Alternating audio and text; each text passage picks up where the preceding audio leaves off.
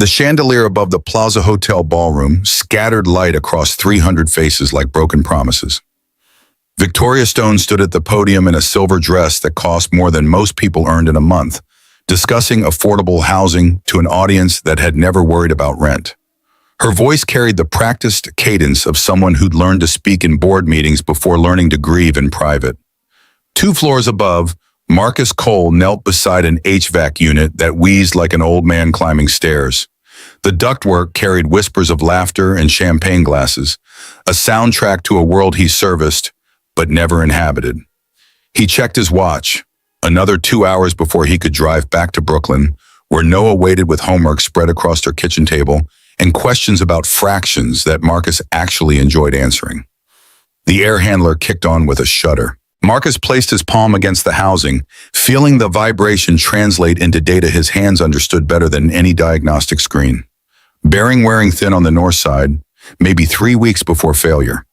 He made a note, the kind of quiet competence that kept buildings standing and people comfortable without anyone noticing the man in the basement who made it possible. Below, Emma Stone fidgeted with a microphone at table 7. 10 years old, dark hair pulled back in a way that made her look like a smaller version of her mother, except for the eyes. Those belonged to a father she barely remembered, but missed in the way children miss things they can't quite name. The gala program had reached the portion where donors pretended their generosity wasn't also a tax strategy, and Emma had reached the portion of the evening where patience ended and truth began. She lifted the microphone. The motion caught a waiter's attention, then a camera operator's, then rippled outward until the ballroom held its breath without quite knowing why. Her voice carried with the clarity of someone who hadn't yet learned that some questions were meant to stay private. "Mom, when do I get a dad who's actually here?" The silence that followed had weight. 300 people simultaneously tried to determine if this was performance art or disaster, and Victoria's face made it clear which answer was correct. She stepped away from the podium with the kind of control that comes from years of hiding cracks behind professional veneers, crouching to Emma's height while flashbulbs painted the moment for tomorrow's headlines. Marcus heard it through the vent, that child's voice cutting through ductwork and dignity with equal ease. He paused mid-notation, pen hovering above his clipboard. The kid had guts. Reminded him of Noah last month, standing in the principal's office defending a classmate from bullies twice his size, refusing to apologize for doing the right thing, even when it cost him recess for a week. Victoria's response carried through the building's bones, calm and measured in that way that meant she was anything but. "Sweetheart, we'll talk about this at home." Emma's follow-up landed like a courtroom closing argument, but home doesn't listen like 300 people do. The ballroom didn't know whether to applaud or call security. Victoria made a decision in the space between heartbeats, the kind of choice that defined leadership more than quarterly earnings ever could. She stood, took the microphone, and acknowledged what everyone else wanted to pretend they hadn't heard. Marcus returned to his work, the moment already filed away as none of his business. He had a bearing to replace, a son waiting at home, and exactly $43 in his checking account until Friday's paycheck cleared. Whatever happened in ballrooms stayed in ballrooms, separated from his world by more than just floor levels and tax brackets. The penthouse smelled like lemon cleaning solution and the kind of silence that came after difficult evenings. Emma sat cross-legged on the kitchen island, still in her dress, eating ice cream directly from the container because some nights required breaking the rules. Victoria had traded her heels for bare feet and her composure for something closer to honesty. Emma spoke first because she usually did. "I miss Dad, but I also miss someone who plays catch and fixes bike chains and knows how to make pancakes that don't taste like a chemistry experiment." Victoria measured her words like a lawyer measuring evidence. "I know. I've been focusing on the company, making sure we're secure, making sure you have everything you need." "I don't need everything. I need someone." The truth of it sat between them like a third person at the table. Victoria had spent 4 years building walls out of work, convincing herself that providing material stability was the same as providing emotional presence. Emma had spent 4 years growing up with a mother who could run a corporation but struggled to remember what childhood actually required. Victoria pulled out her phone the way she always did when confronted with problems that needed systematic solutions. By morning, she'd have a plan. She always did. The plan arrived in Nora Patel's office at 7 a.m., fully formed and slightly manic. Nora, who'd been Victoria's COO for 6 years and her friend for longer, took one look at the document and reached for stronger coffee. The proposal outlined a 4-month timeline with 5 pre-vetted candidates, each connected to Stone Development's professional network in ways that provided natural proximity without the artificial pressure of arranged dating. Elliot Vance, 42, taught mock trial at a public school on Saturdays, despite running one of the city's most successful land use law practices. Dr. Marcus Bell specialized in pediatric cardiology and was advising a wellness center that wanted to partner on Stone's Riverside project. Grant Whitlow made money do backflips for charitable foundations and had the kind of charm that made investors write checks before realizing they had been persuaded. Lewis Callahan designed buildings that remembered their neighborhoods instead of erasing them. And Raphael Stone, a distant cousin by marriage, ran hotels like orchestras while offering long-term housing for Stone's Veterans Initiative. Nora set down the brief. These are all accomplished men. Any of them would look good on paper and better in photos. But you're not hiring a consultant. You're looking for a father for Emma. Which is why Emma gets input. Dr. Klein agrees. She needs a voice in this. And you need what? Control? Structure? A way to make grief look like project management? Victoria's silence was its own answer. She'd built Stone Development from her late husband's small firm into an empire that employed 400 people and housed thousands. She understood timelines, deliverables, measurable outcomes. Love had proven messier, its loss even more so, and the idea of approaching it without a framework felt like stepping off a ledge without checking the drop. Nora leaned back. 4 months, 5 candidates, and then what happens when none of them make Emma feel the way she felt when her dad was alive? You can't engineer a family the way you engineer a building. No, but I can make sure we don't settle for the first person who seems nice. Emma deserves someone who sees her, really sees her, not just the CEO's daughter with a trust fund and connections. Across the city, in a walk-up where the radiator clanked like a prisoner demanding release, Marcus sat at a kitchen table covered in bills that refused to resolve themselves through force of will alone. $8,400 in medical debt from Noah's broken arm last year, the kind of injury that happened when 8-year-olds climb things they shouldn't and physics remembered to work. The hospital had been understanding, which meant they'd agreed to a payment plan that would take 3 years to clear if he never missed a month and nothing else went wrong. His maintenance salary at Stone Development covered rent, groceries budgeted down to the dollar, and Noah's after-school program. The freelance CAD work he picked up on nights and weekends added another $200 weekly. The difference between making ends meet and watching them drift further apart. He'd been an engineer once, the kind who could read a blueprint the way other people read newspapers and see problems 3 months before they became crises. That was before Dave Patterson, his partner at Shaw and Associates, had cut corners on a structural certification and blamed Marcus when the building inspector caught it. Before the lawsuit that cleared Marcus legally but destroyed him professionally. Before he learned that being right and being employable weren't always compatible. Noah appeared in the doorway, 8 years old and already learning to read his father's silences. "Dad, you okay?" Marcus shuffled the bills into a drawer, muscle memory from months of shielding his son from math that didn't add up. "Just work stuff, buddy. You finished that homework?" Fractions. They're like cutting pizza, right? The bottom number is how many slices. The top number is how many you get. That's exactly right. See, you're already smarter than half the engineers I used to work with.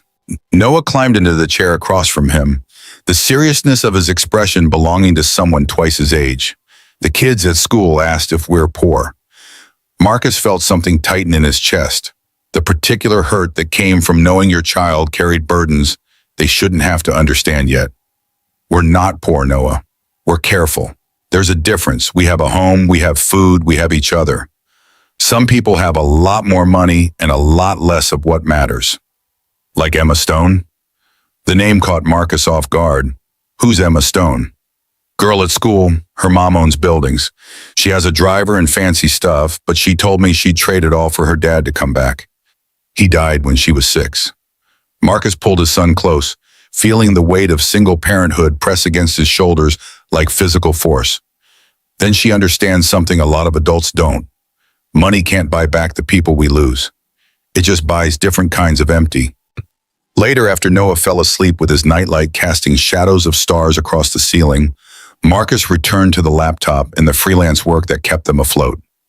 He was designing a load-bearing solution for a warehouse conversion in Queens, the kind of problem he could solve in his sleep, the kind of work that reminded him he'd been good at this once.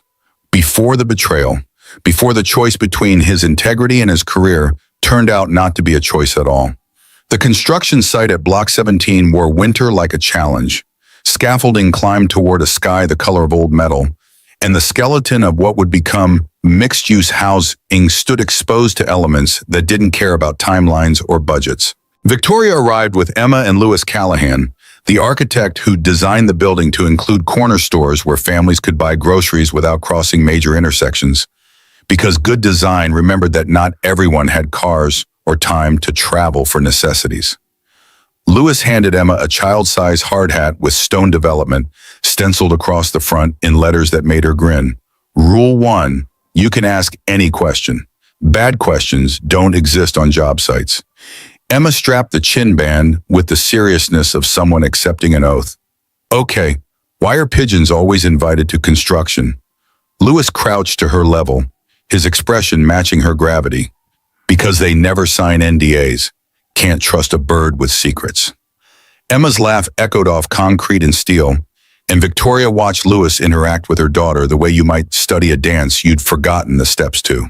He was patient, inclusive, treated Emma like a person rather than an accessory to her mother's wealth, the kind of man who might check boxes on a list designed to measure suitability. They walked the perimeter while Louis explained load paths in terms that made architecture sound like storytelling. This column is bone, the facade is skin, the HVAC system is breathing. Emma touched a steel beam with reverence usually reserved for museum exhibits. So this is alive? In a way, buildings remember what we put into them. You can feel it years later, whether they were built with care or just speed. They approached the freight elevator, and a superintendent waved while frowning at a control panel that beeped protest. The man was thick-shouldered and gray at the temples, the kind of supervisor who'd earned authority through decades rather than degrees. She's been temperamental all week, maintenance scheduled for Monday, but she'll get you topside, 10 minutes maybe. Victoria hesitated, some instinct suggesting stairs might be wiser. Louis read her pause. Top deck has the best view. Worth it if you're sure? The superintendent pried the gate open, listening to machinery the way mechanics listen to engines. You'll be fine. Just take it slow. They stepped into the cage. The elevator lurched upward with a groan that sounded almost biological, then stopped with a shudder that turned Victoria's stomach. The lights flickered once, twice, died, returned half strength. The car settled into stillness between floors 3 and 4, like a pause mid-sentence, leaving them suspended in metal and growing darkness. Emma's fingers found Victoria's coat, gripping fabric hard enough to leave impressions. Mom? The elevator dropped 2 inches, caught itself, swayed. Louis pressed the emergency button while maintaining the kind of calm that came from training rather than feeling. Elevator car 2 stalled between 3 and 4. 3 passengers, no injuries. A voice crackled through the speaker, professional and distant. Copy, maintenance en route, stay calm. But Emma's breathing had already shifted, rapid and shallow. The early signs of panic Victoria recognized from the weeks after Matthew's funeral, when their daughter would wake screaming from dreams she couldn't explain. The small space contracted around them, walls pressing closer in perception, if not reality. Victoria crouched to eye level, trying for lightness, while her own pulse hammered warnings. Look at me, count my freckles. I earned them in boardrooms without windows. Emma shook her head, words coming fast and thin. I can't feel the edges. The air is sticky. A knock on the outer door, firm but not urgent. Then a voice that carried authority without volume. Hey there, name's Marcus, maintenance. You're safe. Something in the tone cut through Emma's rising panic. Not the false cheer of someone pretending everything was fine, but the steady certainty of someone who'd navigated emergencies before and remembered the script. Victoria pressed her palm against the cold metal as if she could absorb that calm through molecular transmission. Marcus continued, his voice filtered through steel but clear. I'm going to ask you to do something with me. Pick a number between 1 and 10. Emma's response came small and scared. 7. 7, that's my lucky number too. You know what 7 means? It means we breathe like we're blowing out birthday candles. Ready? In through your nose for 4 beats, out through your mouth for 6. Can you help me practice? Victoria felt Emma's grip loosen fractionally as her daughter focused on the breathing exercise, counting aloud, matching rhythm to instruction. Louis stood silent, recognizing his role in this moment was witness rather than participant. Marcus kept talking, each word measured and purposeful. This elevator is lying to you. It tells your brain the sky disappeared, but the sky didn't go anywhere. Your brain just forgot where the door is. So we remind it. Name 5 things you can touch right now. Emma's voice grew steadier as she focused. Metal wall, my hard hat, Mom's sleeve, my own hand, Mr. Lewis's elbow. Perfect. Now 4 things you hear. The humming sound, your voice, Mom's heartbeat. It's really fast. Through the door, Marcus's response carried a smile. We don't judge heartbeats around here. And the 4th thing? My own breath. It's slower now. Outside, Marcus worked the crowbar with the practiced efficiency of someone who understood leverage and patience in equal measure. He'd been in elevators that stuck before, back when engineering was his job title instead of his secret, and he knew the mathematics of rescue. Careful progression beat desperate speed every time. The metal groaned under persuasion, yielding inch by grudging inch. His voice never stopped, threading through the work like rope through pulleys. I'm opening the door now. You won't fall. Elevators are stubborn, not cruel. We take it slow because slow is smart. Light cut across the elevator floor, a stripe of hope widening with each minute of effort. Marcus appeared in the gap, tool belt hanging from his waist, work shirt dark with exertion, eyes that carried the kind of calm usually associated with people who'd survived worse and remembered the lessons. He didn't reach in immediately, didn't grab, just extended his hand and let Emma choose the contact. She reached. He anchored her weight with the kind of strength that didn't require acknowledgement, lifting her through the opening and onto solid hallway floor with movements economical enough to seem effortless. Emma didn't step back once her feet found purchase. Instead, she looked up at him with an expression Victoria couldn't quite parse, gratitude mixed with something closer to recognition. Emma's first words carried the solemnity of someone delivering a verdict. You used a nice voice. Marcus's response came with a half smile that suggested he saved his full one for special occasions. I keep the mean voice for broken vacuum cleaners. It's less effective on people. Louis climbed out next, then Victoria, whose relief manifested as a tight grip on professional composure, even as her legs remembered they'd been standing on uncertain ground. Marcus accepted the superintendent's apology and launched into technical explanation. Relay failure, offline until component swap, standard protocol. But Victoria caught the way his language shifted. He spoke like someone who understood systems from the inside out, who could translate machinery into meaning without consulting manuals. Emma studied his tool belt with the intensity of someone cataloging important details. Do you fix everything? I try not to make it worse. That's half the job right there. The superintendent bustled over with assurances and offers to comp dry cleaning, but Victoria's attention stayed on Marcus, on the way he'd led them through crisis using nothing but voice and competence. No title required. She'd seen Elliot negotiate million-dollar deals, watched Grant make markets bend to his will, observed Louis transform blueprints into neighborhoods. But this man in coveralls had done something none of them could.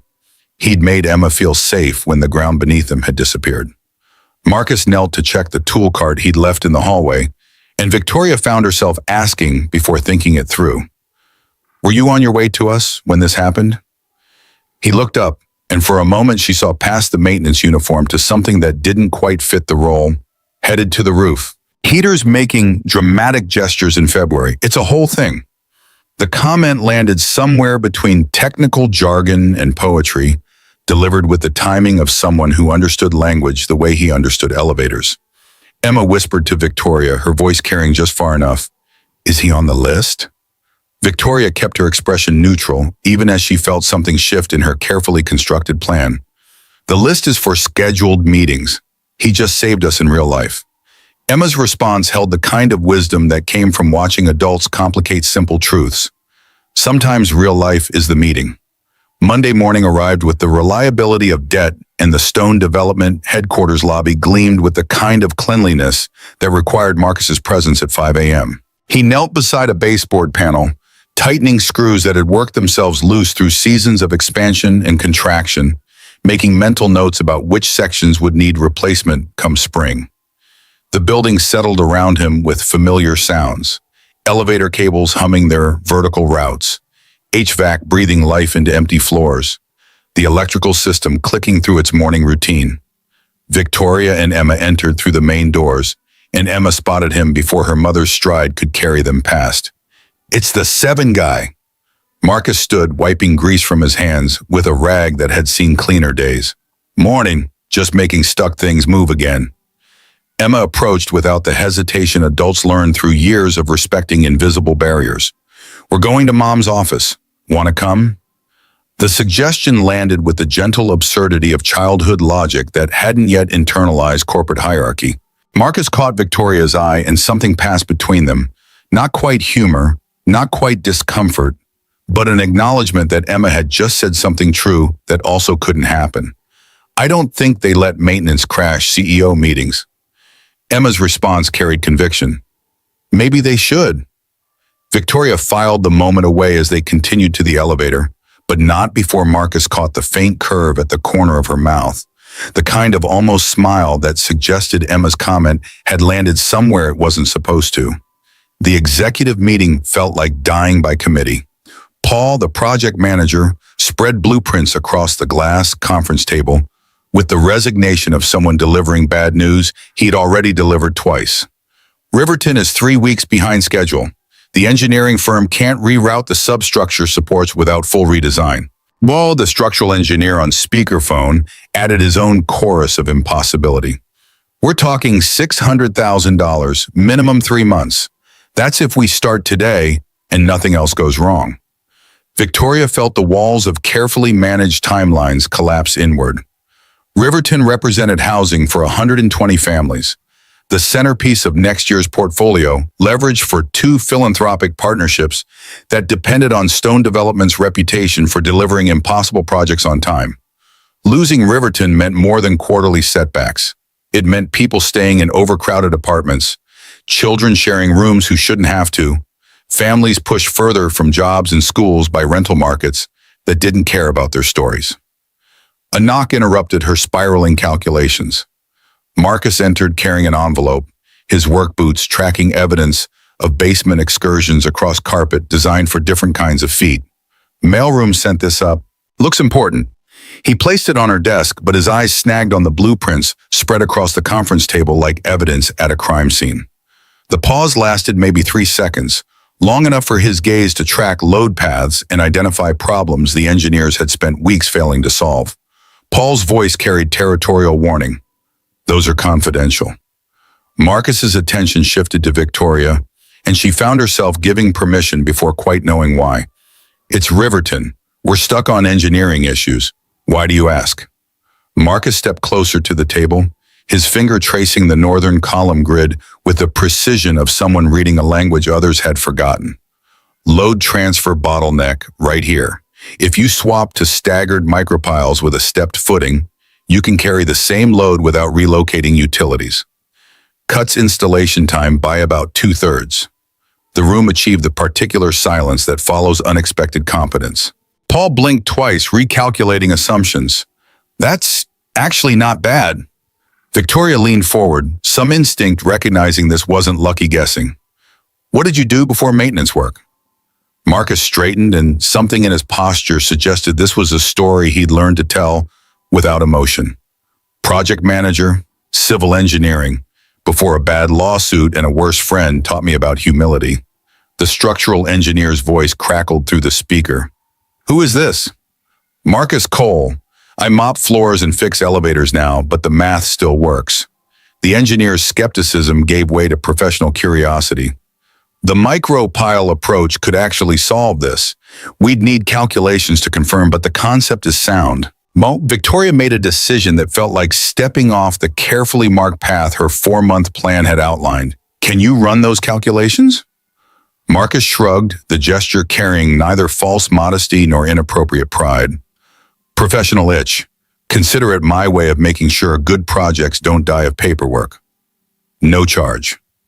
That evening at 9:17 p.m., Victoria's inbox pinged with an email from an address that had never appeared in her corporate correspondence before. The subject line read, Riverton Load Transfer Preliminary, and the attached PDF opened to reveal diagrams that belonged in presentations from firms charging 5 figures for consultation. Clean, precise, annotated with field notes that suggested experience beyond theoretical knowledge. At the bottom, a single line. Victoria, no guarantees, but this is the path I'd bet my own roof on. Marcus. She sat at her kitchen counter, reading the document, while Emma slept upstairs and the city performed its nightly transformation from business to life. The work was exceptional, the kind of solution that made complex problems look obvious in retrospect. But what caught her attention was the note itself, the casual confidence of someone willing to stake personal property on professional judgment. 2 days later, the City Review Board approved the modified plan without revision. Riverton jolted back into motion, deadlines shifting from impossible to merely ambitious. Victoria found Marcus in the sub-basement, where he was coaxing a stubborn water line into cooperation with tools and patience in equal measure. She didn't announce herself immediately, just watched him work. The economy of motion that came from years of practice. The way he listened to pipes, the way doctors listened to heartbeats, reading diagnosis from sound. When she finally spoke, he didn't startle. You just saved us millions of dollars. Marcus glanced up, wiping his hands. I just hated seeing a good project die of paperwork. Why didn't you go back to engineering after the lawsuit cleared? He leaned against the pipe he'd been repairing, and Victoria saw the calculation behind his eyes. The choice between easy deflection and harder truth. Life's not linear. I had a son to raise, legal mess to climb out of, and no appetite for partners who cut corners. Janitorial work is honest. Nobody lies to you about where the dirt is. The answer carried more weight than its words, speaking to principles that had cost him professionally, but kept him whole personally. Victoria opened her mouth to respond, but Emma's voice echoed down the stairwell before she could form the thought. Emma appeared, clutching a sketch pad, Noah trailing behind her with the comfortable familiarity of school friends who'd somehow orchestrated this coincidence. I drew the elevator we got stuck in, and a better one, see? It has windows. Marcus crouched to examine her work with the seriousness it deserved. Smart. Everything feels safer with a view. Victoria watched the interaction, noting how Marcus looked at Emma, not with the indulgence adults often showed children they were trying to impress, but with genuine attention, as if her opinions already held value worth considering. It was a small thing, easy to miss, but Victoria had spent years learning to read people through what they didn't say as much as what they did. That night, alone in her penthouse while Emma slept and the city stretched its lights toward horizons measured in property values, Victoria opened Marcus's email again. Not to review the engineering calculations, though those remained flawless under examination, but to reread the closing line. The path I'd bet my own roof on. She thought about Emma's sketch, about Riverton's future tenants who would never know they had homes because a man in coveralls remembered blueprints, about the distance between where someone stood and what they were worth.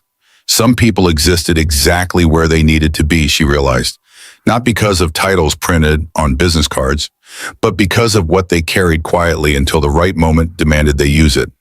She whispered into her empty kitchen, the words carrying weight they probably shouldn't. I see you, Marcus Cole, even if nobody else does yet.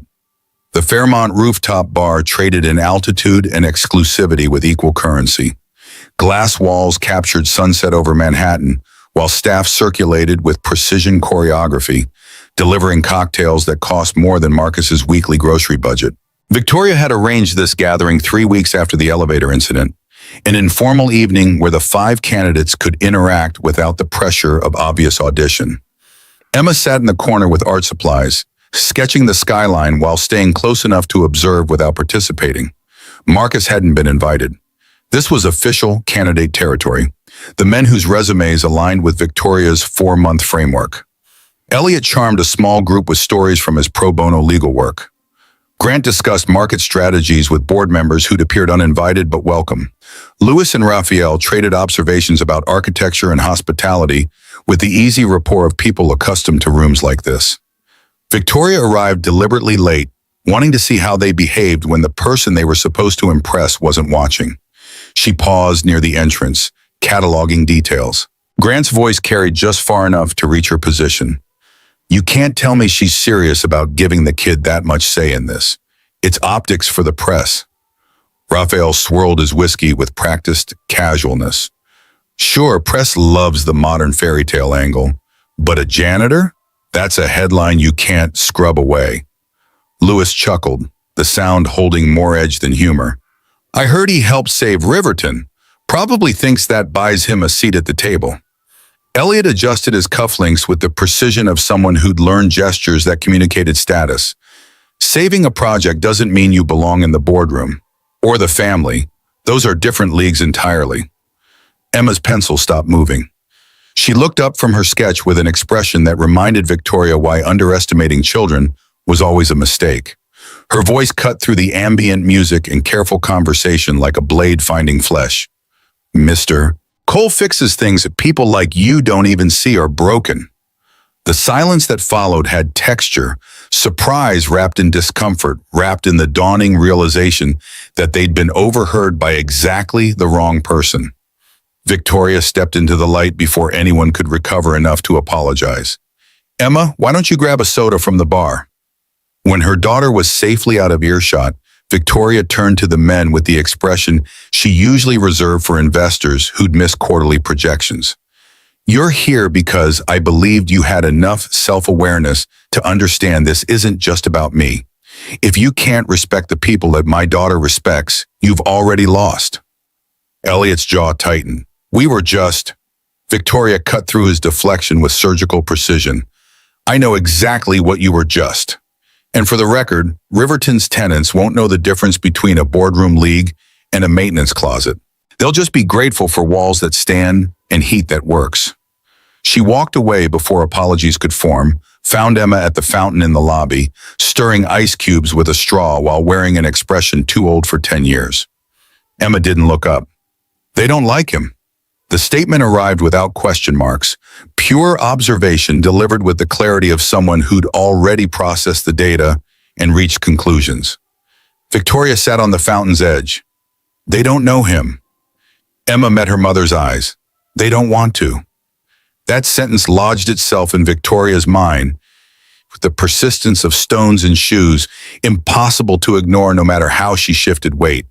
She'd built a careful plan with timelines and candidates and measurable criteria, approaching her daughter's need for a father figure the way she approached construction projects, with structure, milestones, quality control. But Emma had just identified a variable Victoria's spreadsheets couldn't capture: the difference between men who looked good on paper and men who showed up when elevators stuck between floors.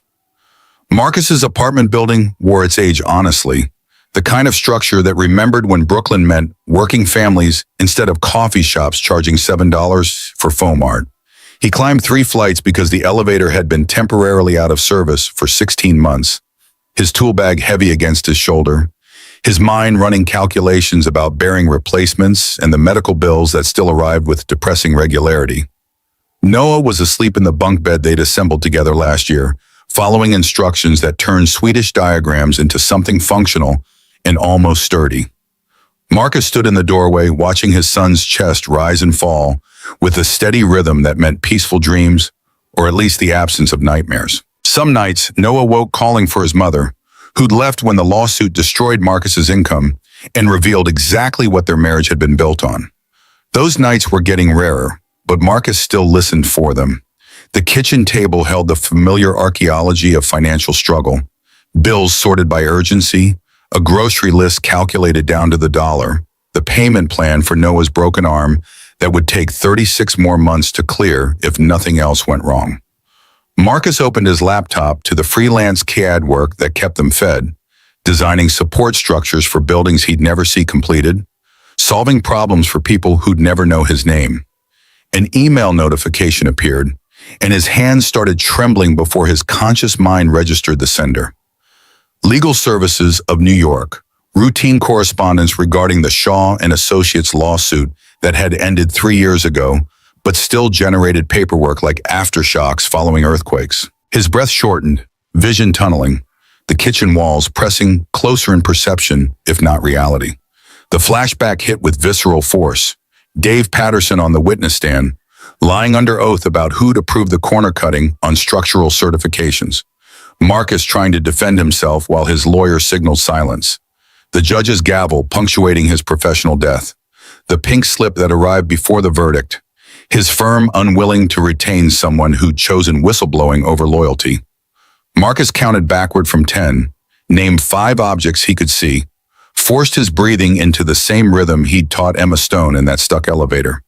The panic attack subsided slowly, leaving him sweating and shaking at his own kitchen table while his son slept unaware 2 rooms away.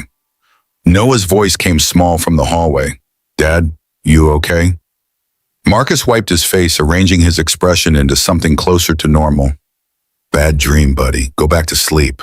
Noah patted closer, 8 years old, but already learning to read silences. The court dream again? The lie came automatic. Just work stuff, nothing to worry about. Noah saw through it with the clarity children possess before they learned polite deception. "Emma Stone's mom is nice. Emma told me Mrs. Stone likes you." The words hit Marcus like physical force, triggering a different kind of panic. "Noah, I can't be liked by someone like that.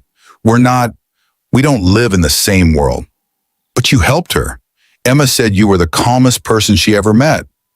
After Noah finally returned to bed, Marcus sat in darkness, thinking about Victoria Stone. Smart, kind, but operating in a universe where his annual salary probably wouldn't cover her dry cleaning budget. What did he offer? Debt, PTSD, a maintenance worker's paycheck, and an 8-year-old who deserved better than watching his father shake at kitchen tables. But then he remembered the elevator, the way Victoria had looked at him after Riverton, Emma's trust that he could make stuck things move. Maybe he didn't have to fit her world. Maybe he just had to be honest about his own. He pulled out a notebook, drew a line down the center, wrote reasons to stay away on one side and reasons to try on the other. The first column filled quickly: money, status, trauma, risk to Noah, PTSD episodes, medical debt, the chasm between their lives. The second column took longer, just 3 entries that somehow weighed heavier. She sees me. Emma trusts me. I haven't felt this alive in 5 years. He circled the word alive. The Riverside Fair occupied waterfront space with the temporary permanence of traveling carnivals, transforming parking lots into small worlds complete with carousel horses that had seen better decades and game booths where physics defeated optimism with reliable frequency. Victoria had brought Emma for mother-daughter time, a Saturday afternoon away from buildings and balance sheets. They found Noah Cole in line for the carousel, and Marcus stood beside his son, holding corn dogs with the sheepish expression of someone caught doing exactly what he'd planned. Victoria's surprise registered genuine. Small city. Marcus's response carried equal parts acknowledgement and deflection. Smaller fare. The children negotiated carousel politics, who deserved the purple horse, whether height or age should determine hierarchy, while the adults stood by the railing watching winter light turn the Hudson River silver. The silence between Victoria and Marcus held comfort instead of pressure, the kind of quiet that didn't require filling. Victoria spoke first, testing words she'd been thinking for days. "Emma's right about you. You do fix things people don't see are broken." Marcus kept his eyes on the carousel, on Noah's laughter cutting through calliope music. "I don't do it for credit." "I know, that's what makes it dangerous." He turned to meet her gaze. "Dangerous how?" "For men like you, people think you don't mind being overlooked when you're actually just focused on work that matters more than recognition." The observation landed with unexpected accuracy, cutting through years of Marcus's careful self-presentation to something truer underneath. He'd spent 5 years telling himself he didn't care about the engineering career he'd lost. That honest work with simple expectations was enough. But Victoria had just named the lie he'd been living, not the part about finding satisfaction in maintenance work, which was real, but the part about not missing the problems he used to solve, the buildings he used to save, the respect his competence had once commanded. The carousel slowed, depositing Noah and Emma with wind-tangled hair and the kind of happiness that made adult concerns seem smaller by comparison.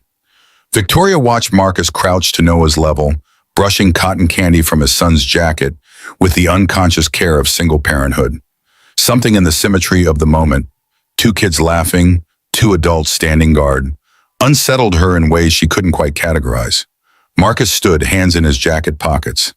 If someone tried to make my life harder at Stone Development, would you tell me? The question carried weight beyond its words, acknowledging threats neither of them had named, but both suspected existed.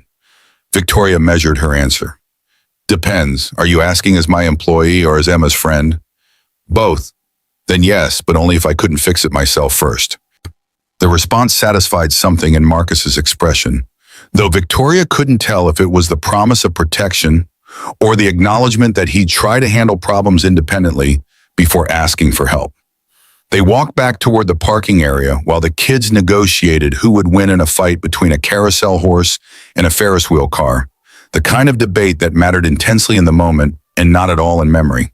Victoria knew storms were forming beyond the fairground lights, could feel them gathering in Philip Ashford's careful questions about Marcus during board meetings, in the way investors watched her interactions with staff, in the reality that choosing someone outside the carefully vetted 5 would invite scrutiny she might not control. But watching Emma slip her hand into Marcus's as they walked, seeing Noah look up at her with the trust children reserve for people who'd proven themselves safe, Victoria recognized a truth her 4-month plan had failed to anticipate. Sometimes the right answer appeared in moments you hadn't scheduled, delivered by people who weren't on any list, solving problems you hadn't known how to name. Emma's voice carried back to her, pitched just loud enough to be overheard. Mr. Cole fixes things people like those guys at the bar don't even see are broken. Marcus's response came quieter. That's because I've been on enough job sites to know the person yelling loudest is usually the least useful. I learned to measure people by who's still holding the beam when everyone else steps back. The words settled into Victoria's memory with the weight of principles rather than platitudes. She'd spent her career in rooms full of people who spoke in quarterly projections and market strategies, who measured success in figures that appeared on balance sheets. Marcus measured it in bearing replacements that prevented failures and load calculations, that kept families housed, and breathing exercises that stopped children from panicking in small spaces. The difference mattered. Victoria just wasn't sure yet what she was willing to risk to choose it. Monday morning arrived with the bureaucratic precision of machinery Victoria understood too well. The boardroom on the 42nd floor filled with people whose titles suggested authority and whose agendas remained opaque until they needed them revealed. Paul entered her office before the scheduled meeting, blueprints forgotten, expression carrying news that landed like terminal diagnosis. His words stripped away the weekend's careful distance from corporate warfare. Midtown Tower atrium drawings are missing from the project share. Final revision set, Philip Ashford flagged it at 7:10 this morning, says we have a security breach. Victoria's fingers stopped mid-reach for her coffee, physics taking over where intention faltered. Who has access to those files? Senior team plus facilities for logistics coordination. That includes Cole. The name settled between them with implications neither wanted to examine. Victoria closed her eyes briefly, recognizing the shape of attacks before their full form became visible. Philip Ashford didn't make casual observations about security protocols. He orchestrated them. The conference room smelled like expensive cologne and institutional anxiety. IT director hunched over a laptop glowing blue with logs that documented digital movement in timestamps exact enough to convict. HR sat with legal pads that would transform human complexity into policy violations. Philip occupied the far end in a suit that announced its costs through subtlety rather than flash. Hands spread in theatrical concern that fooled exactly nobody who'd spent time reading investor plays. His opening carried the false sympathy of someone performing care. Unfortunate situation, but we need swift action. Those drawings are proprietary. Any leak jeopardizes the capital stack for a $200 million project. 80 projected access logs across the screen where everyone could perform their own calculations. The data told its story in digital absolutes. 6:41 p.m. Friday document labeled Atrium Rev Final moved to local folder on removable drive. User credential P. Ashford. 6:43 p.m. Same credential moved it back to network share. 6:48 p.m. Different credential. Ahem. Cole accessed the shared emergency directory. Philip's delivery achieved the perfect balance between reluctance and necessity. There you have it. Maintenance supervisor browsing a folder that has nothing to do with his responsibilities. Night crew badge logs, place him on that floor, near the server closet. HR glanced toward Victoria with the expression of people executing protocols they'd rather avoid. We need to suspend Mr. Cole pending investigation. Due process, naturally. Victoria kept her voice level through force of will that felt like physical labor. We don't punish access, we punish intent. Those are different standards. Philip spread his hands wider, magnanimity personified. Intent? He was observed near secured infrastructure. We have a duty to shareholders, to project partners, to facts, which you'll give me time to establish. Pull complete revision history on that file. Every touch, every timestamp, every modification. And preserve security footage for Friday evening, 6 to 7 p.m. Philip nodded as if the suggestion had originated with him rather than arrived as demand. Of course, transparency serves everyone. HR cleared their throat with the delicacy of people navigating minefields. Standard protocol places Mr. Cole on paid leave for 10 business days while we conduct investigation. That gives everyone space to. Fine, 10 days. But I want external forensics review, not just internal IT. If there's manipulation, I'll find it. After the meeting dispersed, Philip lingered near the windows where Manhattan sprawled below. Like a game board he'd been playing longer than Victoria had been alive. His voice dropped to conversational register, the tone reserved for moments when witnesses became inconvenient. You understand this isn't personal. We have fiduciary obligations that transcend individual employees. Victoria met his gaze with the control she'd learned from years of boardroom combat. And I have obligations that transcend quarterly returns. We'll let the investigation establish what happened. Then we'll discuss obligations. The facility's office occupied basement space where fluorescent lights hummed their perpetual discomfort and the smell of industrial cleaning solution mixed with machine oil to create an atmosphere of functional honesty. Marcus stood with a suspension notice in his hands, reading the words twice as if repetition might rearrange their meaning. His supervisor delivered the news with the resignation of someone who'd seen this play before and knew how it ended. Marcus's hands trembled as he folded the paper, muscle memory from courtrooms and false accusations flooding his nervous system with chemicals designed for fighting or fleeing. I didn't take anything. I checked delivery manifests on that floor. That's why I accessed the emergency directory. That's my job. The supervisor's sympathy arrived genuine but powerless. It's paid leave, Cole. Just sit tight while they sort it out. But sitting tight required breathing normally, and Marcus's chest had tightened with the familiar pressure of panic attacks that arrived uninvited and stayed until they finished their work. The basement walls contracted in his peripheral vision, sounds amplified and distorted.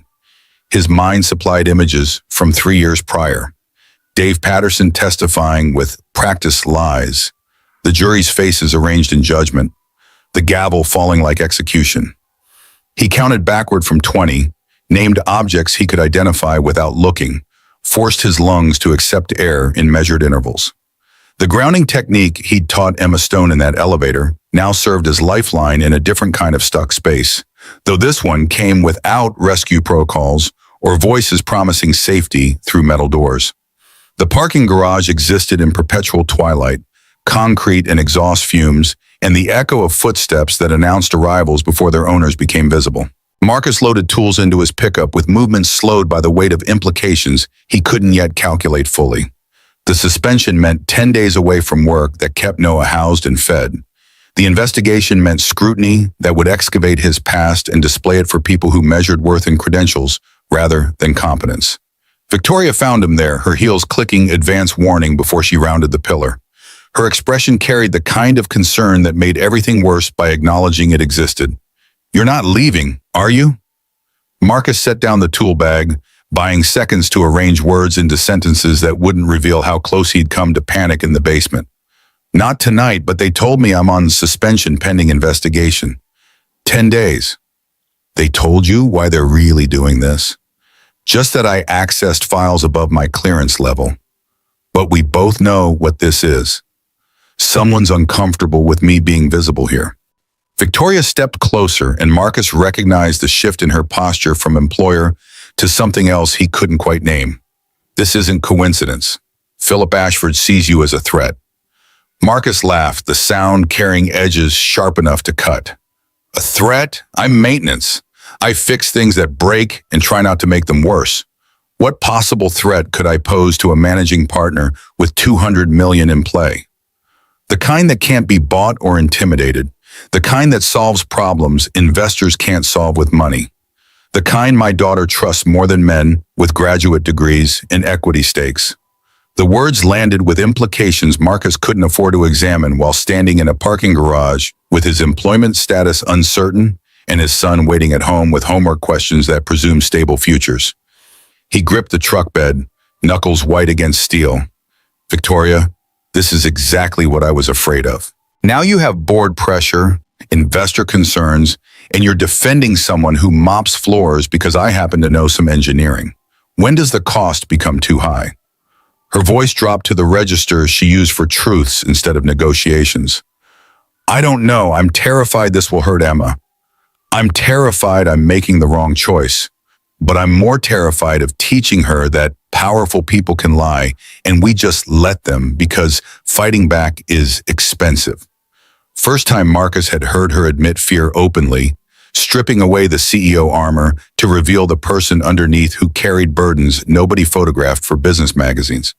He saw the weight she'd been carrying alone.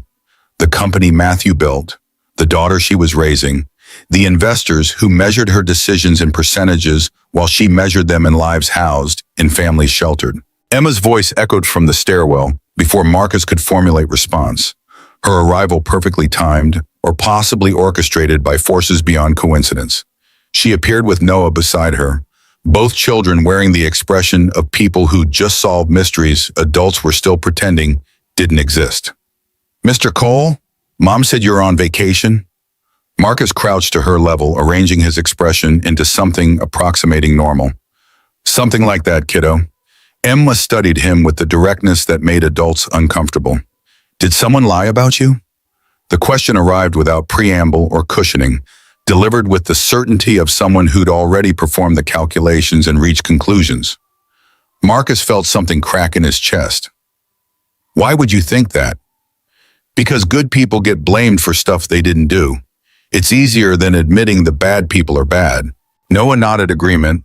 These 8 and 10-year-olds dispensing wisdom that should have belonged to people 3 times their age. Marcus looked up at Victoria over Emma's head, finding her eyes already on him with expression that suggested she'd just heard the same verdict he had. Days 1 through 3 passed in the particular purgatory of forced inactivity. Victoria hired Cybertrace Security, a firm discreet enough to investigate without alerting the board and expensive enough to find truth regardless of where it hid.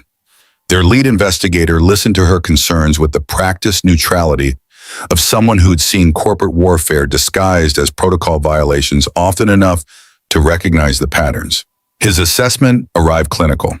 "If there's digital manipulation, we'll locate it, but forensics takes time. Can't rush the analysis without compromising integrity." Victoria authorized payment from personal accounts rather than corporate budgets, another choice that would raise questions if discovered, but kept investigation results under her control rather than the board's. The investigator promised progress reports every 48 hours and began the work of translating ones and zeros into evidence that might save Marcus's job or reveal Victoria's judgment had been compromised by factors she didn't want examined too closely. Day 4 delivered consequences in the form of Noah arriving home from school with a black eye swelling shut and blood crusted under his nose. Marcus met him at the door, alarms spiking before his son could explain injuries that spoke their own language about playgrounds transformed into battlefields. Noah's words came thick through split lip. Kids said you're a gold digger, that you're dating Emma's mom for money. The pain in Marcus's chest had nothing to do with physical injury and everything to do with watching his son carry burdens created by adult choices and malicious assumptions. He pulled Noah close, careful of injuries, fury rising hot enough to override the anxiety that had been his constant companion for days. Did you fight back? I told them you're an engineer, not a janitor. They laughed. So I hit Tyler Morrison. Marcus should have delivered lecture about violence solving nothing, about using words instead of fists, about being better than people who reduced complex humans to single labels. But looking at his 8-year-old son, who defended his father's honor with the only tools available to third graders, Marcus felt something darker than parental disappointment. He grabbed his keys, Noah protesting, "Dad, don't!" The elementary school principal occupied an office designed to communicate authority through furniture selection and wall placement of diplomas earned from institutions that mattered in conversations about educational philosophy. Marcus burst through the door without appointment or warning, his voice carrying volume he hadn't accessed since courtroom defenses fell apart under perjured testimony. His words came fast and sharp. Your students are bullying my son because of what his father does for a living, because I work maintenance instead of wearing suits. And when he defended himself, you suspended him? The principal stood, hands raised in gestures meant to de-escalate situations where parents cross lines. Mr. Cole, please calm.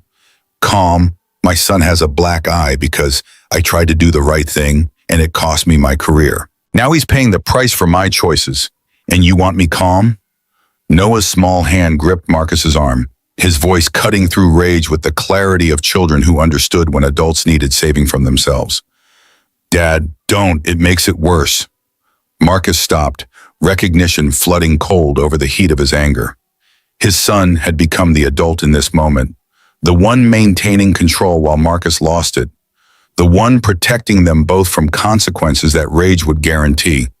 Shame washed through him with physical force. He looked down at Noah. I'm sorry, buddy. The principal's voice softened into something closer to understanding. Mr. Cole, I'll address the bullying, but the fighting still violated school policy. Noah's suspension stands, but I'll make sure the other children face equal consequences. Marcus drove home in silence, Noah watching him from the passenger seat with concern that should have belonged to parents worried about children rather than the reverse. Back in their apartment, Marcus pulled his son close. I shouldn't have lost control like that. You were right. It made things worse. Noah's response carried forgiveness Marcus didn't deserve. You were just scared for me. That's what dads do. Day 6 found Marcus drafting a resignation letter at his kitchen table, the words forming despite his intention to resist them. Dear Mrs. Stone, effective immediately, I resign my position at Stone Development Corporation. The sentence sat incomplete, cursor blinking where reasons should follow, because defending me costs you too much, because my presence creates problems you don't need, because staying would be selfish when leaving would solve everything except the part where I'd be proving all of them right. Noah appeared in the doorway, sleep disheveled, reading over Marcus's shoulder with the literacy that came from being raised by a single parent who'd never learned to hide struggles effectively. You're not quitting, are you? Marcus closed the laptop, just thinking through options. Thinking or giving up, because there's a difference. The observation came from somewhere beyond 8 years of life experience, pulled from watching his father navigate setbacks and maintain integrity, even when it cost him security. Noah had learned lessons Marcus hadn't meant to teach, about standing in truth when lies would be easier, about not running from fights even when retreat would be safer. Marcus pulled his son onto his lap. You're right, we don't run from lies. We stand in truth until it wins. Noah settled against his chest. Mrs. Stone is hiring detectives. Emma told me. She doesn't believe the file thing. Day 7 brought Emma and Noah together at the public library, A meeting arranged through text messages their parents didn't monitor and wouldn't have approved if they had. The children occupied a table in the reference section, surrounded by books neither planned to read, conducting operations that belonged in different narratives. Emma spoke first, her voice library quiet but carrying conviction. My mom's hiring detectives. She doesn't believe your dad stole anything. Noah's relief showed in the way his shoulders dropped. My dad thinks he should leave so you guys don't get hurt by this. That's stupid. We're already a team. You can't just quit teams because things get hard. My dad says teams need proof, not just feelings. Otherwise, it's just hoping stuff works out. Emma considered this with the seriousness it deserved. Then we find proof. And they bent their heads together, two children deciding that if adults couldn't solve problems fast enough, perhaps smaller people with different perspectives might see angles that age and experience had trained others to miss. Their planning would bear fruit in ways neither could predict, but both would enable. Days 8 and 9 delivered breakthrough disguised as technical specifications. Cybertrace Security's lead investigator called Victoria at home after business hours with findings that transformed suspicion into documentation. His report arrived detailed. We found the anomaly. File moved twice by Ashford credential at 6:41 and 6:43 Friday evening. Cole's access at 6:48 was read only to an emergency shared folder. Someone placed the file in shared space, then reported it missing. Classic frame-up methodology. Victoria felt vindication and fury compete for dominance. Can you prove intent? We need external corroboration. Camera footage would help, but without views inside the server room, we're limited. Device logs from anyone who might have been monitoring the shared folder would be stronger. Date stamped, difficult to fake, automatically generated. Victoria authorized camera footage enhancement, knowing the building's security system captured hallways but not server room interiors. A design choice meant to protect sensitive infrastructure, but now serving to obscure evidence she needed. The footage showed Philip Ashford entering the server corridor at 6:39 with an assistant carrying a laptop, exiting at 6:44. Marcus appeared in the hallway at 6:48, checked something on his tablet, departed. Neither man entered the server room on camera, but only one had the access credentials that matched file movement timestamps. Circumstantial, suggestive, insufficient for the kind of public accusation that would end Philip's influence permanently. Victoria needed something irrefutable, evidence so clear that denial became impossible and damage control became Philip's only option. Victoria's penthouse kitchen island served double duty as homework station and impromptu headquarters for operations she hadn't authorized but couldn't quite bring herself to stop. Emma and Noah spread their schoolwork across granite countertops, performing the careful dance of children who'd learned that looking busy kept adults from asking too many questions about what they were actually doing. Noah pulled out Marcus's old tablet, a hand-me-down device Marcus had kept synced to building systems for emergency documentation access, something maintenance supervisors needed but rarely used outside genuine crises. Noah powered it on to download a game, or so the story would go if Victoria asked, but Emma's sharp eyes caught something neither child had anticipated finding. A notification banner appeared, timestamp from Friday evening, system alert that had logged automatically when Noah's tablet connected to building Wi-Fi, Stone Projects shared folder updated by P. Ashford, Friday 6:42 p.m. Emma's gasp drew Victoria from the living room where she'd been reviewing quarterly projections that mattered considerably less than whatever had just caused her daughter to grip Noah's arm hard enough to leave marks. Emma's voice carried the triumph of people who just solved equations their teachers hadn't assigned. Mom, Noah found something. Victoria crossed to the island, professional skepticism competing with parental instinct that suggested these children had somehow accomplished what her hired investigators hadn't. Noah turned the tablet toward her, the notification still glowing with timestamp precision. 6:42 p.m. File Atrium Rev Final, updated by P. Ashford. The significance hit Victoria with the force of evidence that wouldn't crumble under cross-examination.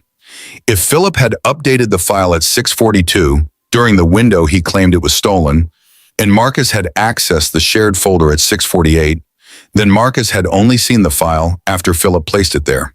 The frame-up acquired shape and detail, transforming from theory into documented fact, with automatic timestamps that no one could claim had been fabricated. Victoria reached for her phone, dialing the forensics investigator. I have external device logs showing Ashford updated the file at 6:42, automatically generated, date stamped, from a third-party device that was passively monitoring the shared folder. The investigator's response carried the satisfaction of people whose suspicions had just received confirmation. Combined with our access logs and camera footage, that establishes intent to frame. He manufactured the incident, then reported Cole for accessing the location where he'd placed the evidence. Can I use this? In court, absolutely. In your boardroom, depends how ruthless you're willing to be. Victoria looked at Emma and Noah, these children who'd found justice through accident and determination, who'd solved adult problems with tools adults had overlooked. Emma's expression held questions Victoria didn't quite know how to answer. Not about the evidence, but about what came next. About whether proving Marcus innocent would be enough, or whether larger battles loomed on horizons Victoria couldn't quite make out yet. Noah's voice arrived small and worried. Is my dad in trouble? Victoria knelt to his level, meeting eyes that carried too much concern for 8 years. Your dad was never in trouble, but the person who tried to make him look bad is. Emma's wisdom emerged again, channeling lessons Victoria had taught without quite realizing their daughter had been cataloging them for future application. Mom, this is like when you taught me about bullies. You can't just make them stop once. You have to show everyone what they did so they can't do it again. The observation landed with the weight of strategy Victoria hadn't fully formed, but recognized as correct once Emma named it. Private resolution would leave Philip in position to try again, to find new ways of removing threats he couldn't control. Public accountability required public forum, which meant the annual investor retreat at Lakeshore, where Philip would be hosting and Victoria would be arriving with evidence that would transform hospitality into confrontation. The Lakeshore Executive Retreat occupied upstate acreage, where old money gathered annually to discuss portfolios while pretending the weekend represented casual social time rather than calculated networking.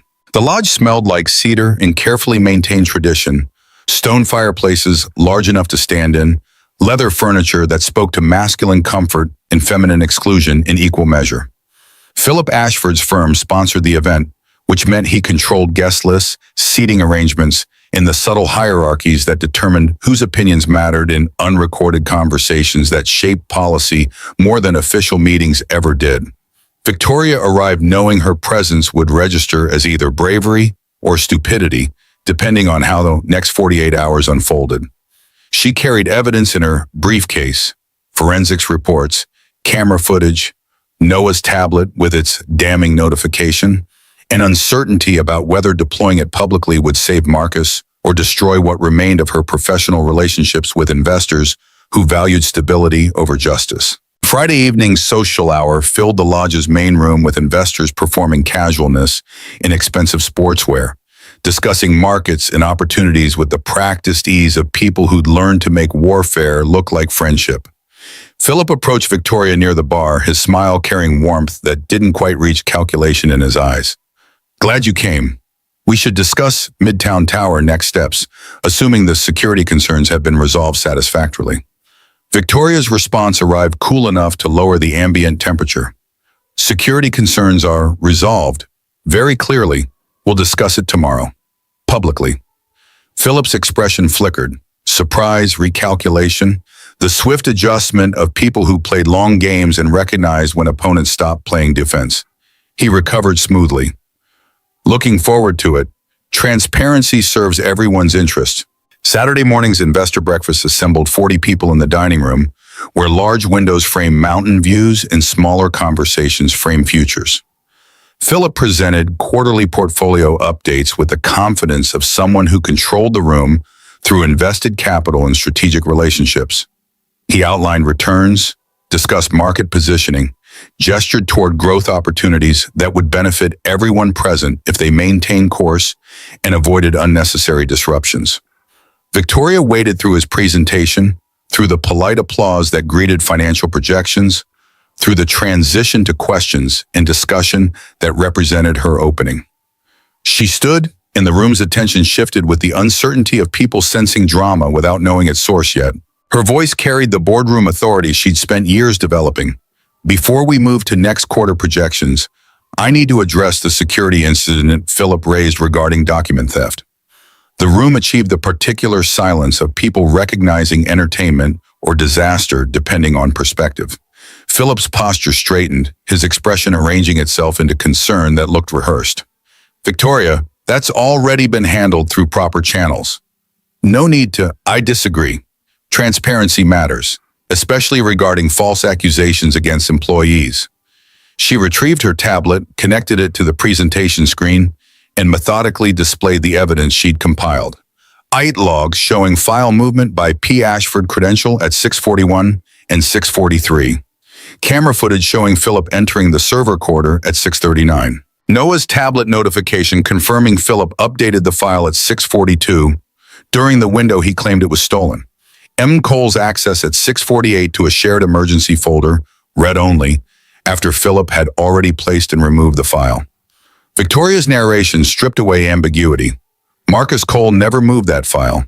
He accessed a shared folder while performing his job checking delivery manifests. Someone manufactured this incident to justify removing him from the building. Whispers erupted like small fires across the room, investors recalculating relationships and liabilities, while Philip's face hardened into something less performative. His response came measured. That's a serious accusation based on automatically generated timestamps from 3 independent systems: access logs, security cameras, passive device monitoring. The question isn't whether someone framed Cole. The question is why. Board chair Margaret shifted in her seat, discomfort visible in posture. Victoria, this is inappropriate venue for personnel. Victoria turned toward her with the expression reserved for people who'd chosen convenience over justice. Philip made it public when he reported the incident to the board and demanded suspension without completed investigation. I'm providing the investigation results. Turns out the security breach came from inside our investor group, not our maintenance staff. Philip stood, abandoning the pretense of cooperative dialogue. You're making this personal. Investors don't appreciate governance compromised by relationships that cloud judgment. The accusation landed in open space, naming what everyone had been thinking, but nobody had voiced directly. Victoria felt the room's energy shift, calculations being performed about whether her defense of Marcus represented principled leadership or emotional compromise. She met Philip's challenge directly. What I won't appreciate are investors manipulating company resources to remove employees who inconvenience them. Marcus Cole solved a problem you couldn't solve, Philip. He saved Riverton with expertise you didn't possess. And when he became visible doing work that mattered, you tried to eliminate him using corporate infrastructure and false accusations. That's not governance, that's abuse of power. The private investigator's supplementary report appeared on screen, the section Victoria had been saving for moments when Philip thought he controlled the narrative. Custody battle documentation. Ex-wife's legal filings, lawyers' depositions describing Philip's pathological need for control, his inability to tolerate independence in others, his pattern of eliminating perceived threats through calculated campaigns. Victoria's voice softened into something more dangerous than anger. You saw Marcus as a threat because he represents something you can't buy or control. Competence that exists without credentials. Respect earned through character rather than investment portfolios. You projected your own custody battle onto my company, trying to eliminate an outsider who reminded you that money doesn't guarantee authority over everyone. Philip's retreat came strategic rather than emotional, the calculated surrender of someone recognizing when battles couldn't be won. Perhaps there was miscommunication. If Cole was simply doing his job, we can certainly reinstate. It's not about reinstatement. It's about accountability. You used your position as major investor to frame an innocent employee. That violates fiduciary duty and exposes Stone Development to lawsuits we'd lose. Legal has already compiled the evidence. You can resign from the board now with a quiet announcement, or I can release findings to the SEC and let them investigate securities violations related to your coordination with former investors to manipulate our stock price during the suspension period.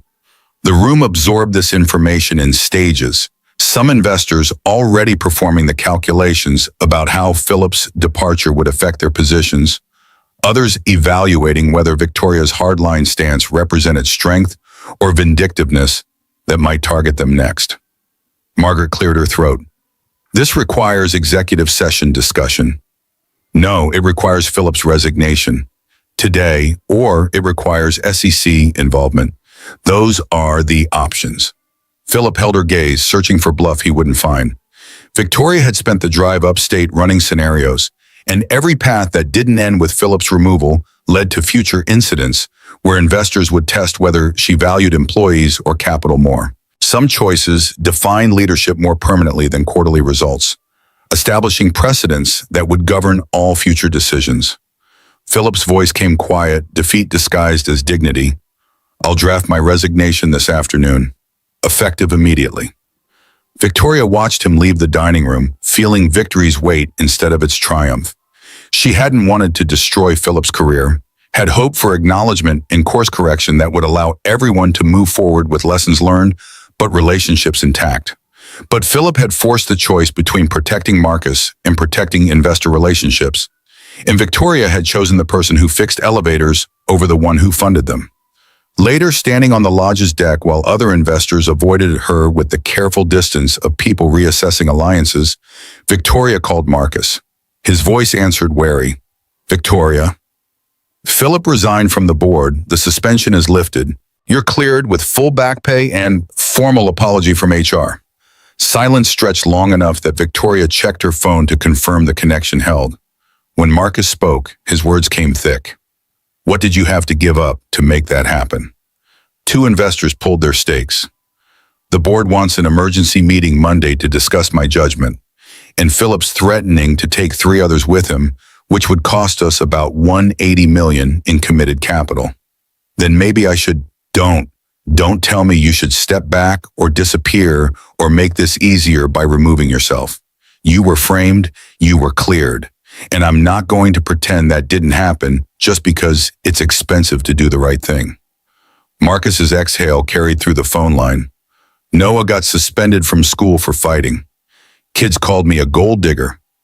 Said I'm using you for money. He defended me with fists because he's 8 and doesn't have better tools yet. Every day I stay visible in your world, he pays the price. Victoria gripped the deck railing, looking out at mountains that didn't care about human complications. Then we make it stop being my world and your world. We make it our world, where Noah and Emma don't have to choose sides because there aren't sides anymore. But that's only possible if you don't run. I'm not running, not anymore. If you're willing to stand, I'll stand with you, even when it costs something. Especially then.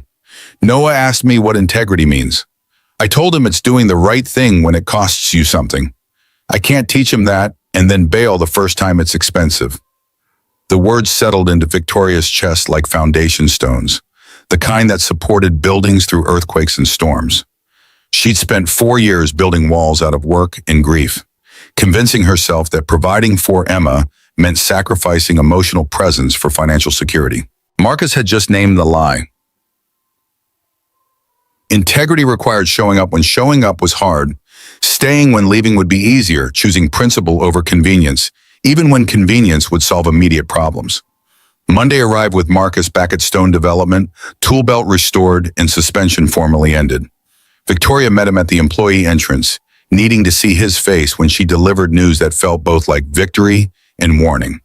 Suspension lifted, full back pay, HR sending formal apology. Marcus studied her expression, reading underneath the professional update. And the cost? Board meeting this afternoon. They want my plan for managing investor concerns. Philip's already working behind scenes to pull support. Margaret called it either brilliant or suicidal, and I'm not sure she's decided which. Victoria, this is exactly what I was afraid of. You're fighting battles you wouldn't have to fight if I chose differently.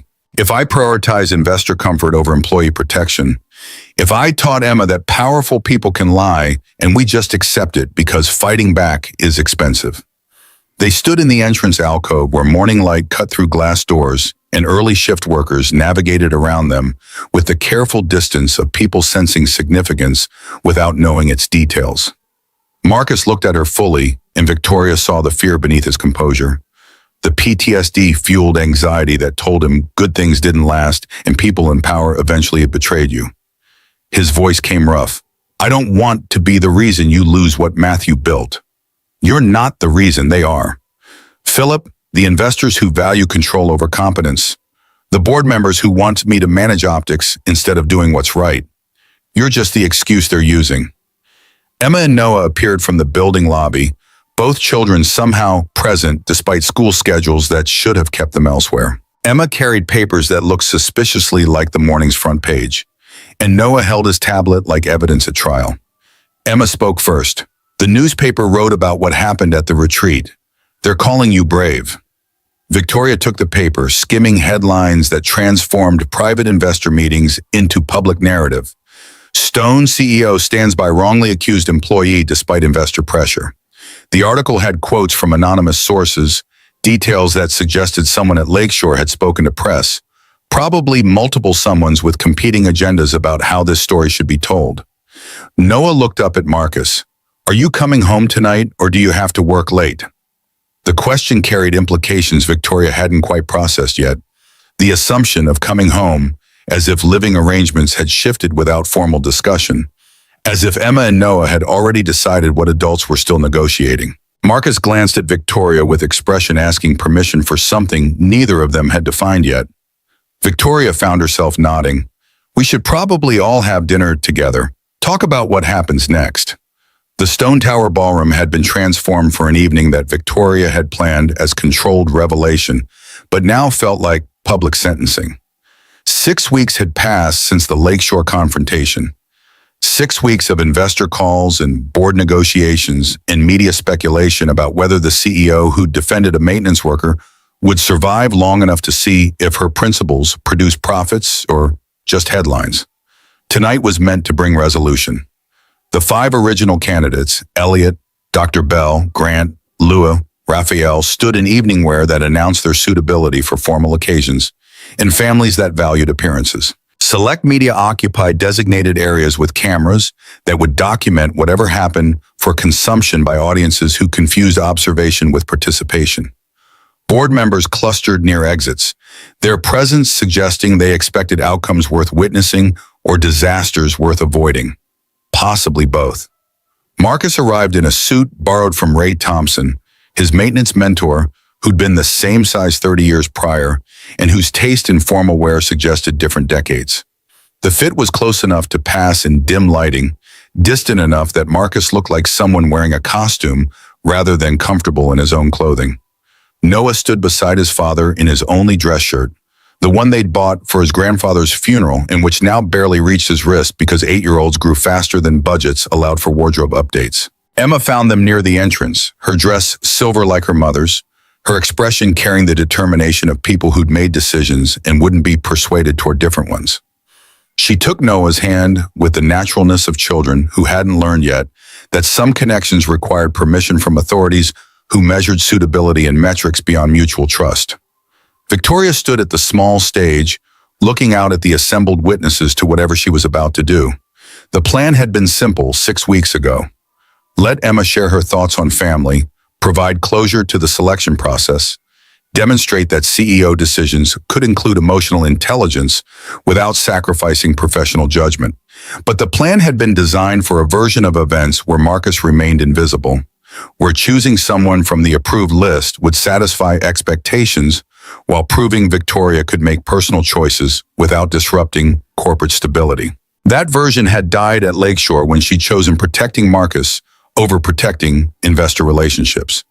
Now she stood at a podium with cameras recording and Elliot preparing his pitch about stability and partnership and all the reasonable things that looked perfect on paper and felt empty in practice.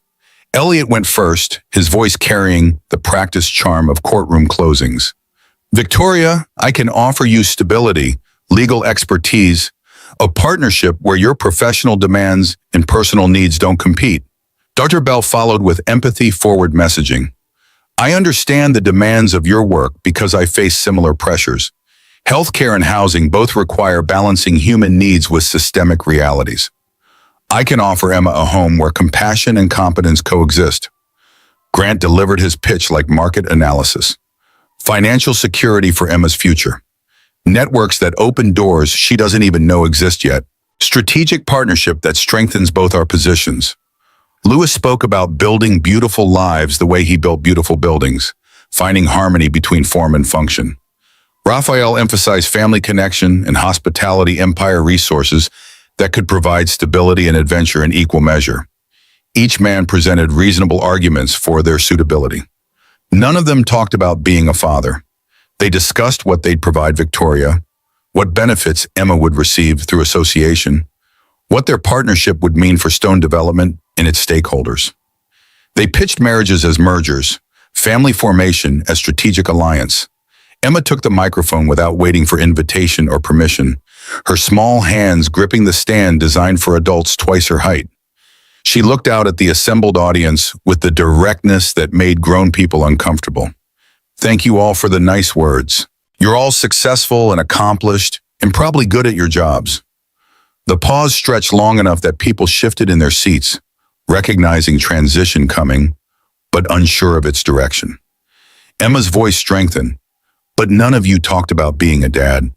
You talked about what you'd give my ma or our company or my future.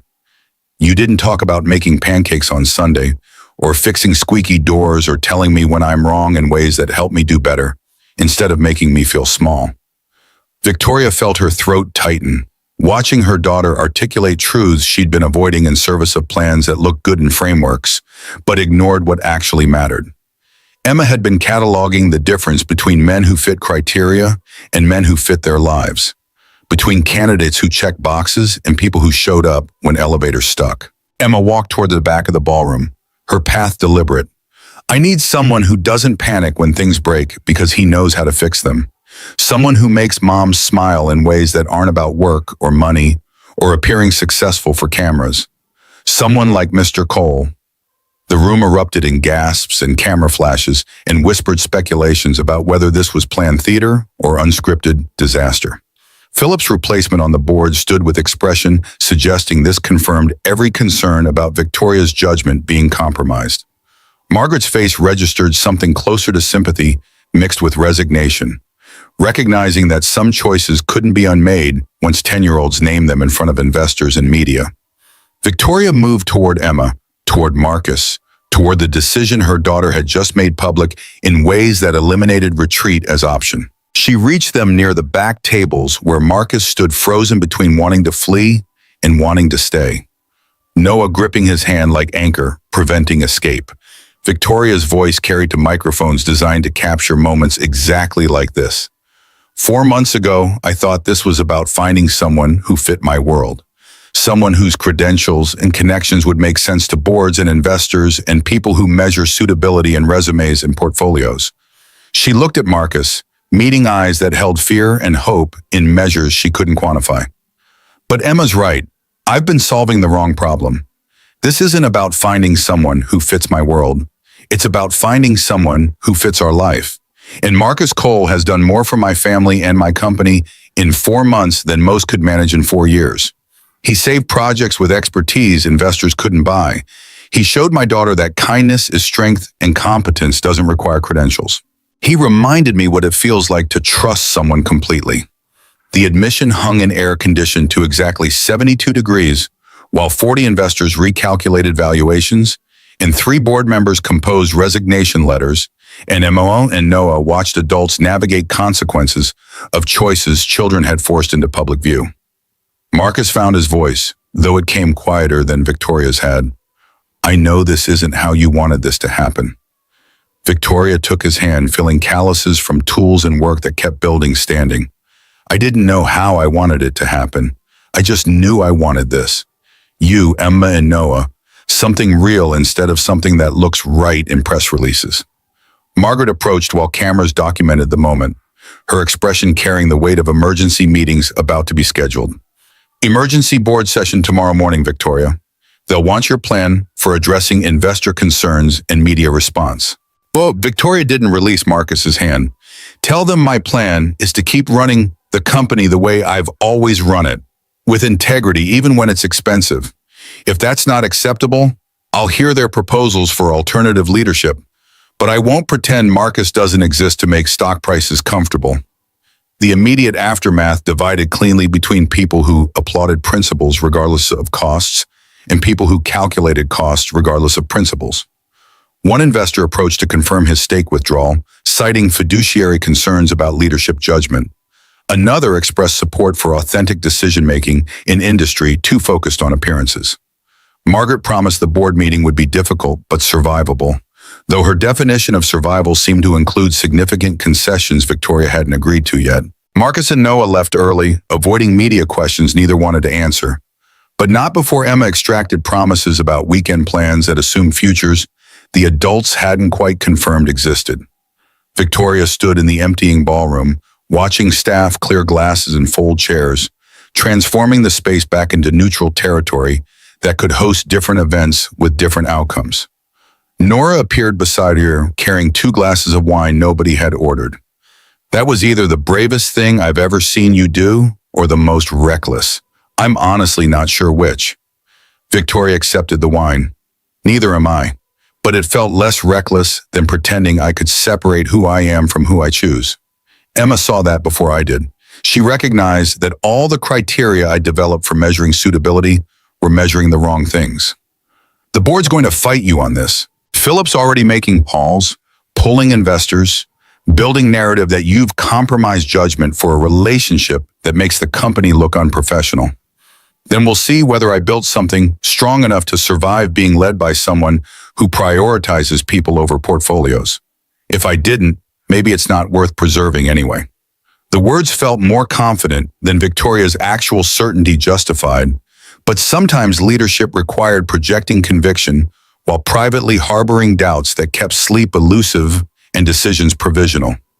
She'd just bet her company, her reputation, and Emma's inheritance on the possibility that doing the right thing mattered more than doing the comfortable thing. Tomorrow's board meeting would reveal whether that bet had been wisdom or self-destruction, dressed in principles that sounded better than they functioned in practice. Tuesday morning's boardroom carried the weight of verdict before trial concluded. 9 board members occupied chairs arranged with geometric precision around polished oak that reflected fluorescent overhead lighting in ways that suggested interrogation more than collaboration. Margaret sat at the head position, her expression neutral in that practiced way corporate veterans learn when preparing to deliver bad news they'd rather avoid, but couldn't. Stock charts projected across the wall told their story in red descending lines. 12% drop since the ballroom event 6 days prior. 3 major investors had withdrawn commitments totaling $180 million. 2 board members had submitted resignations citing irreconcilable differences with current leadership direction. Employee retention metrics showed 15% improvement, but nobody in this room measured success in worker satisfaction when shareholder value declined. Margaret opened without preamble, her voice carrying the efficiency of someone who'd conducted these conversations before and knew how they ended. Victoria, we need to discuss your relationship with Marcus Cole and its impact on Stone Development's market position and investor confidence. The numbers followed: stock decline, withdrawn capital, institutional investor concerns expressed through carefully worded letters that questioned whether personal relationships were compromising professional judgment. One board member leaned forward with the urgency of people protecting portfolios. We've spent decades building a brand synonymous with excellence and reliability. Recent events have introduced volatility that threatens that carefully constructed reputation. Another added weight to the argument. Major institutional investors are asking whether Stone Development is a serious company or a vehicle for personal narratives that belong in different contexts. That's a question we can't afford to leave ambiguous. Victoria absorbed the assault with the composure she'd learned from years defending budgets and timelines against people who measured everything in quarterly increments. But beneath professional armor, fear coiled tight. The recognition that they might actually force her to choose between the company Matthew built and the life Emma had demanded she build alongside it. Margaret's tone softened into something approximating sympathy. No one's asking you to end anything immediately, but strategic distance, clear separation between personal and professional spheres, some public acknowledgement that Victoria's interruption arrived sharp, that I'll pretend Marcus doesn't exist so stock prices recover, that I'll demonstrate leadership by hiding relationships that make investors uncomfortable. The board member who'd raised reputation concerns tried diplomacy. We're asking you to prioritize 400 employees whose livelihoods depend on this company's financial stability over a personal connection that, however meaningful to you, creates market uncertainty. And I'm asking you to remember why this company exists. We build housing for people others overlook. We create communities in neighborhoods investors ignore because returns don't meet arbitrary thresholds. When did we become the institution that overlooks people based on credentials instead of character? Silence settled heavy while board members exchanged glances that communicated strategies Victoria couldn't decode, but recognized as coordinated. Margaret cleared her throat. We've taken a preliminary vote, 7-2 in favor of implementing structural changes. You'd remain CEO, but with oversight committee review of major decisions. Personal life would be maintained separately from corporate events and public communications about company direction. The translation arrived clear. Keep Marcus, but surrender authority, maintain title while losing power, become figurehead leadership while others actually governed. Victoria felt the trap close around options that had seemed broader before this meeting began. Philip's influence remained visible even in his absence, his carefully placed calls to investors and board members producing exactly the pressure campaign he'd orchestrated to force this moment. He'd lost his seat but retained enough connections to damage Victoria's position from outside, proving that some battles couldn't be won by being right when opponents controlled enough resources to make rightness irrelevant. Victoria stood, the motion drawing attention, because people seated in boardrooms maintained that position until meetings concluded or they'd been dismissed. Her voice carried the certainty of decisions made before their full costs became visible. Here's my counter-proposal. Give me 90 days. If stock hasn't recovered and if we haven't secured new investors who understand that authentic leadership creates long-term value even when it costs short-term comfort, I'll resign as CEO. You can find someone whose personal life doesn't create market volatility. The board absorbed this offer in stages, some members recognizing it as capitulation, disguised as negotiation, others understanding it as Victoria calling their bluff by making termination her choice rather than theirs. Margaret's expression shifted towards something resembling respect. You'd give up the company rather than separate your personal choices from professional obligations? I'd give up the title, but I won't give up the principle that people matter more than portfolios, that character counts more than credentials, that doing right things costs something, and that cost is worth paying. Board member 2 shook his head.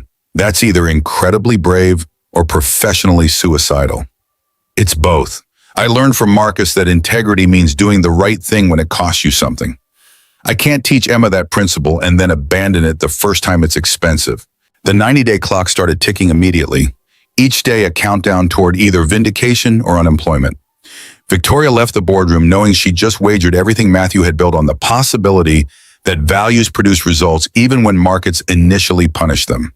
Some choices define leaders more permanently than quarterly earnings, establishing whether principles survive contact with consequences or dissolved under pressure from people who measured worth in different currencies.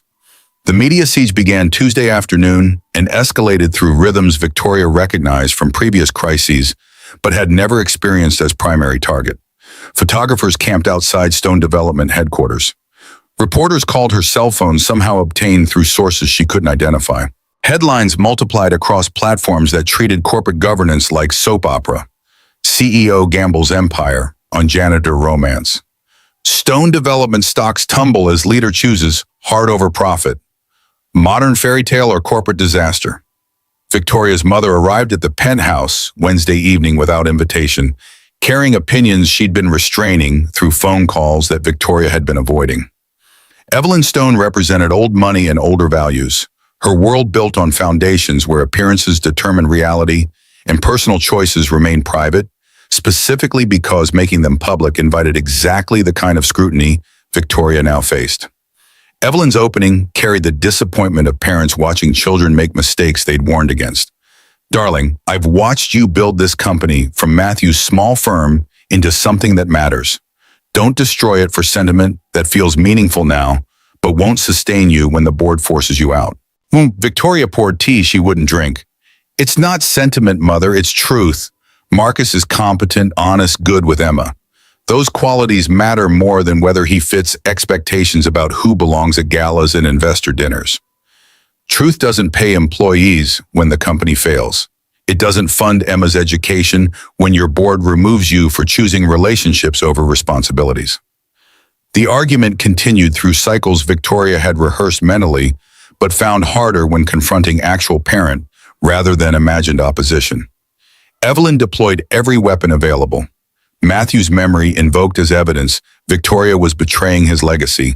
Emma's future described in scenarios where mother's choices cost daughter her inheritance.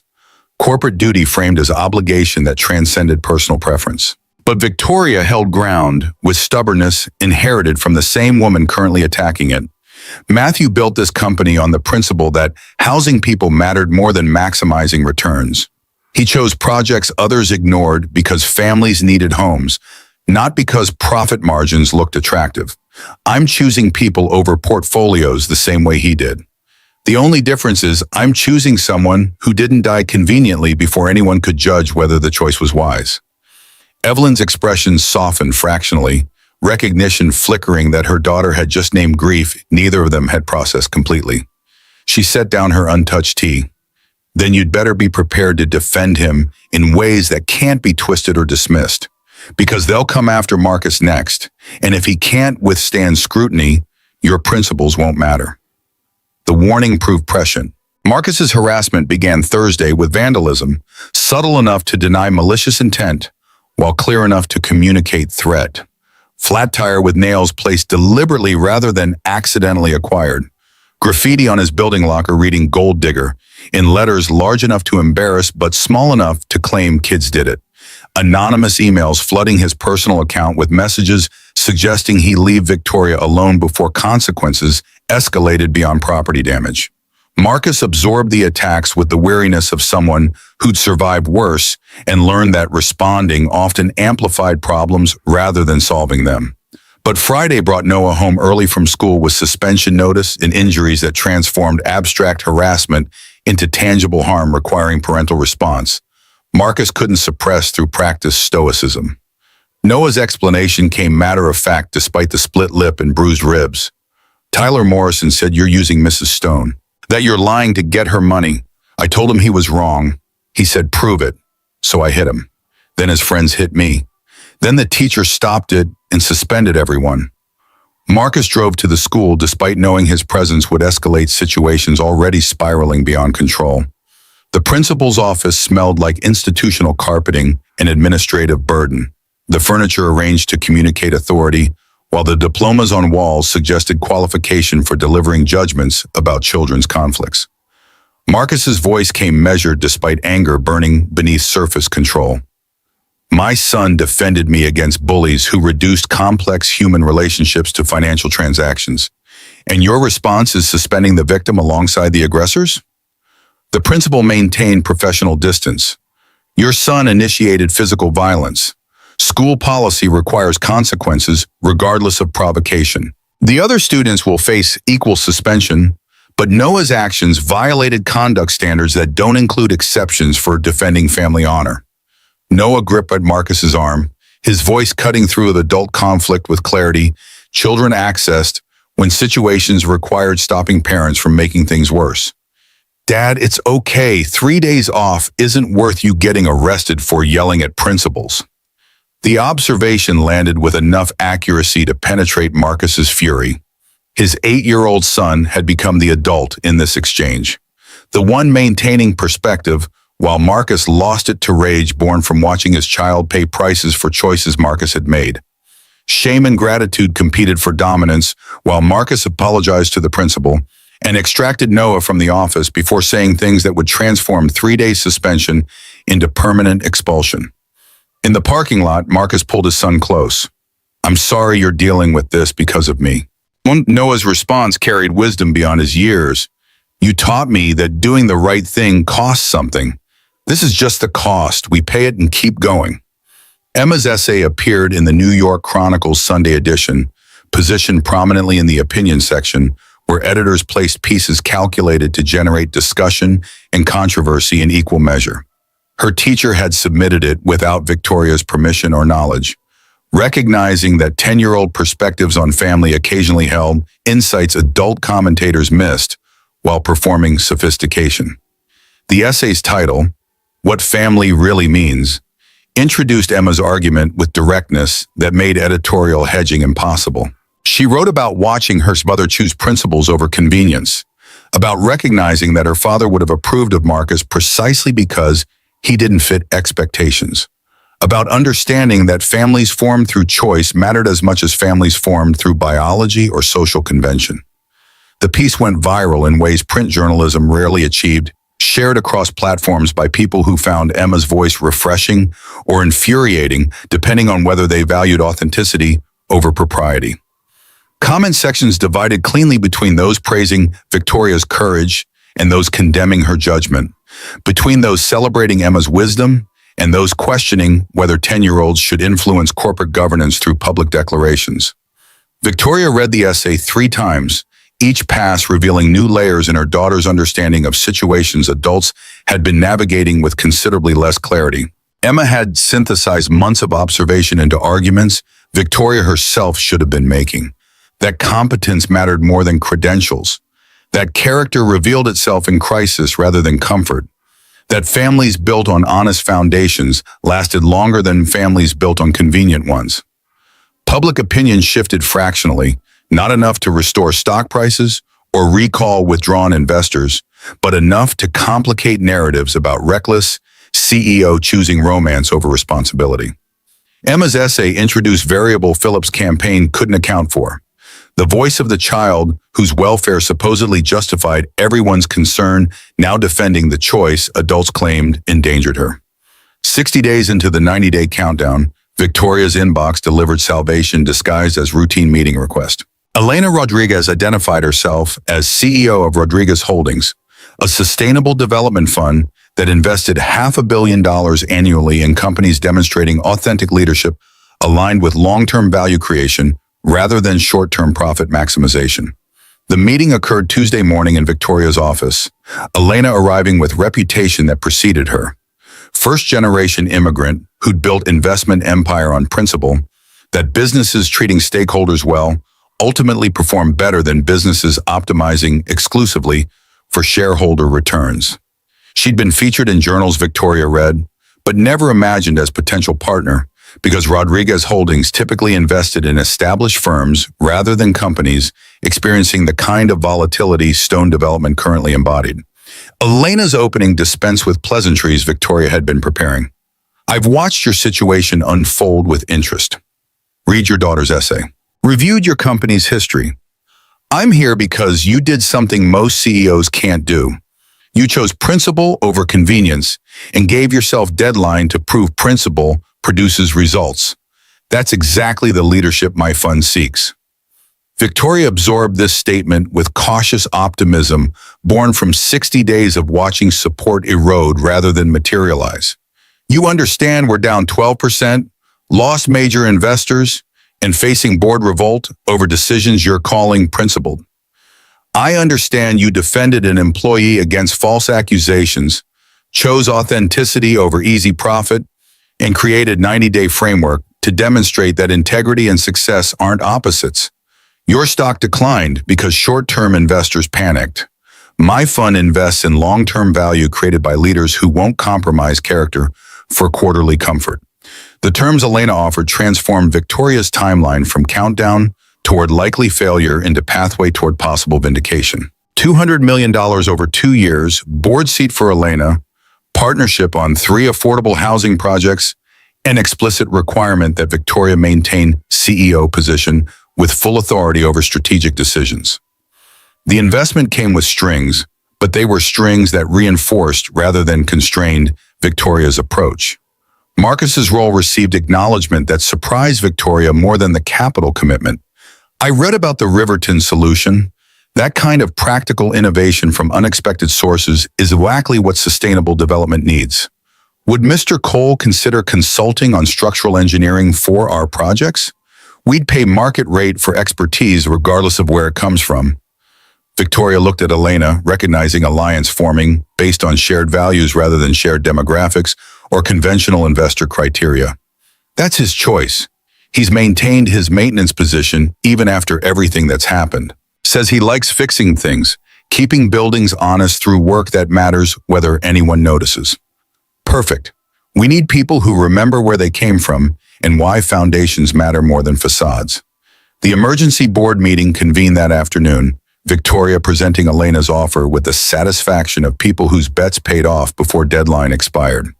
Philip's replacement on the board tried undermining the victory. One investor doesn't solve fundamental concerns about judgment and governance. Elena's response arrived firm. Actually, I've brought consortium. 3 other firms, total $650 million committed. Contingent on Victoria remaining CEO with full autonomy over strategic decisions. We're investing in her leadership, not committee management that compromises vision for comfort. The board's objections dissolved under weight of capital that exceeded withdrawn investments and came with validation Victoria's approach had been correct rather than reckless. Philip's shadow campaign collapsed when faced with evidence that some investors actually valued the principles he'd tried to punish Victoria for maintaining. Margaret's smile carried relief mixed with respect. Motion to accept Rodriguez Holdings' investment and related consortium commitments.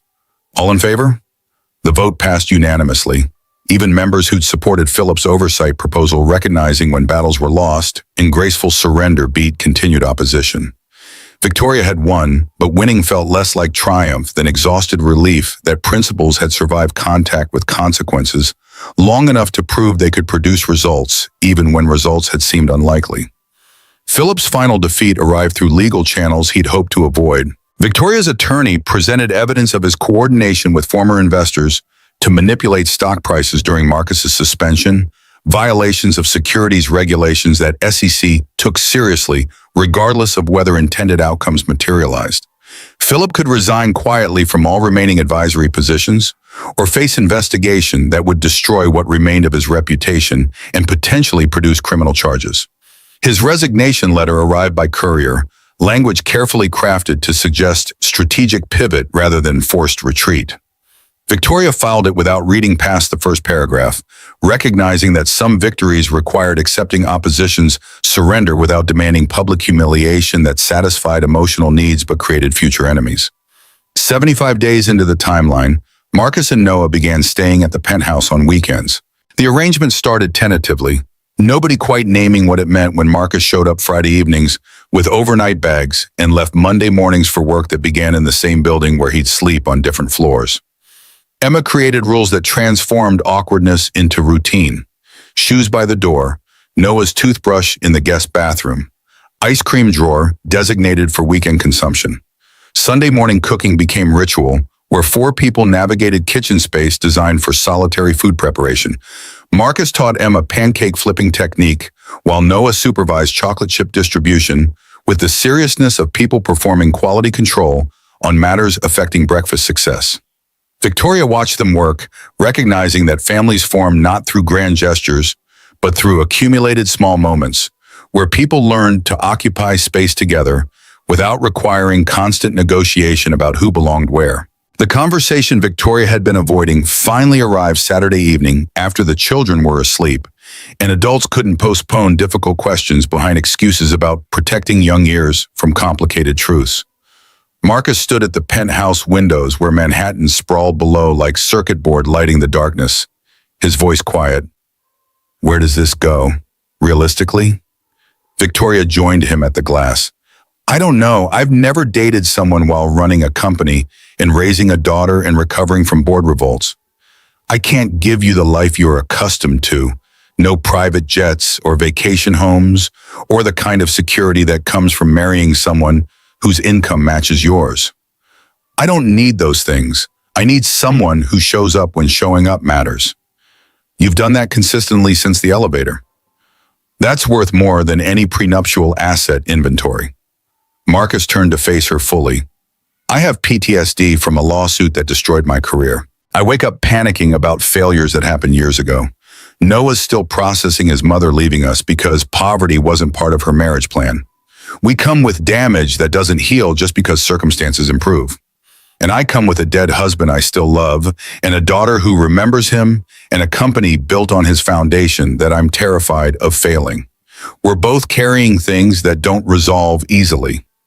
Maybe that's why this works. We understand that healing isn't prerequisite for moving forward. It's something we do together while building whatever this becomes. The kiss that followed felt less like romance and more like treaty between people acknowledging they'd been fighting same battles from different positions and might accomplish more through alliance than isolation. Neither of them had wanted this when Victoria planned her 4-month candidate selection process. But what they wanted and what they needed had turned out to be different things. And Emma had been right about which mattered more. Block 17 construction had completed on schedule despite early engineering problems. The building now housing families who'd been waiting years for affordable units in neighborhoods where market rate rents exceeded what honest work could sustain. Marcus took Victoria there on day 85, ostensibly to show her final inspections, but actually to return them to the place where their story had shifted from professional courtesy to something neither had quite known how to name yet. They stood in the lobby where elevator rescue had occurred months prior. The car, now functioning properly, thanks to relay replacements Marcus had personally supervised.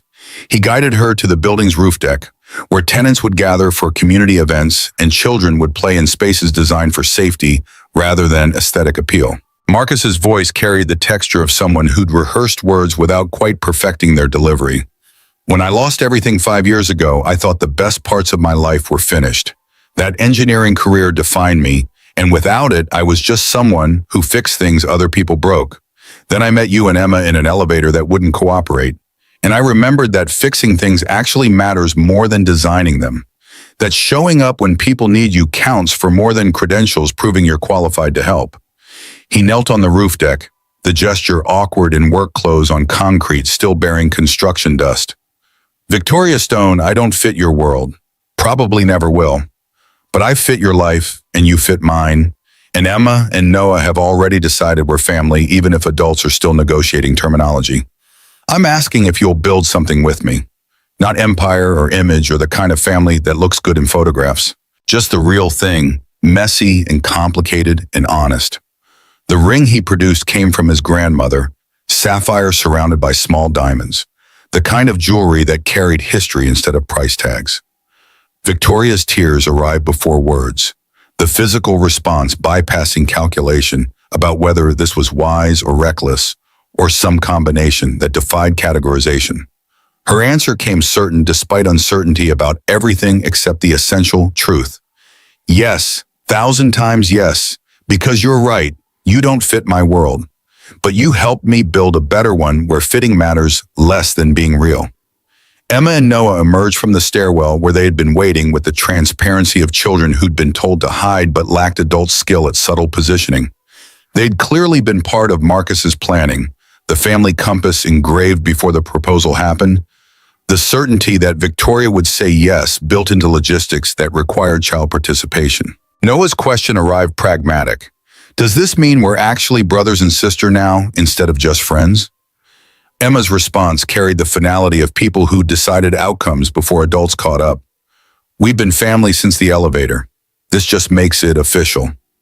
Day 88 brought final vindication disguised as press conference Victoria had scheduled to provide closure on the 90-day challenge before deadline expired. Stone Tower lobby filled with media who'd been covering the story since Emma's ballroom declaration, expecting either victory lap or resignation delivered with dignity that made failure look like principled choice. Victoria stood at the podium, Elena Rodriguez beside her, providing visible evidence that new investors existed and supported continued leadership. The numbers projected behind her told their own story. Stock price recovered to 2% above pre-controversy levels, employee retention up 15%, 3 affordable housing projects secured with a Rodriguez Holdings partnership, providing capital and credibility that Phillips' withdrawal had threatened to eliminate. Her opening acknowledged costs without apologizing for paying them. 88 days ago, I made a choice many people called reckless. I publicly acknowledged my relationship with Marcus Cole, a maintenance supervisor who'd been falsely accused of security violations by investors who saw his competence as threat to their influence. I was told this choice would destroy the company, damage our brand, Cost me everything I'd built. The pause let cameras capture her expression. The media training Victoria had received years ago finally serving purpose beyond quarterly earnings announcements. They were partly right.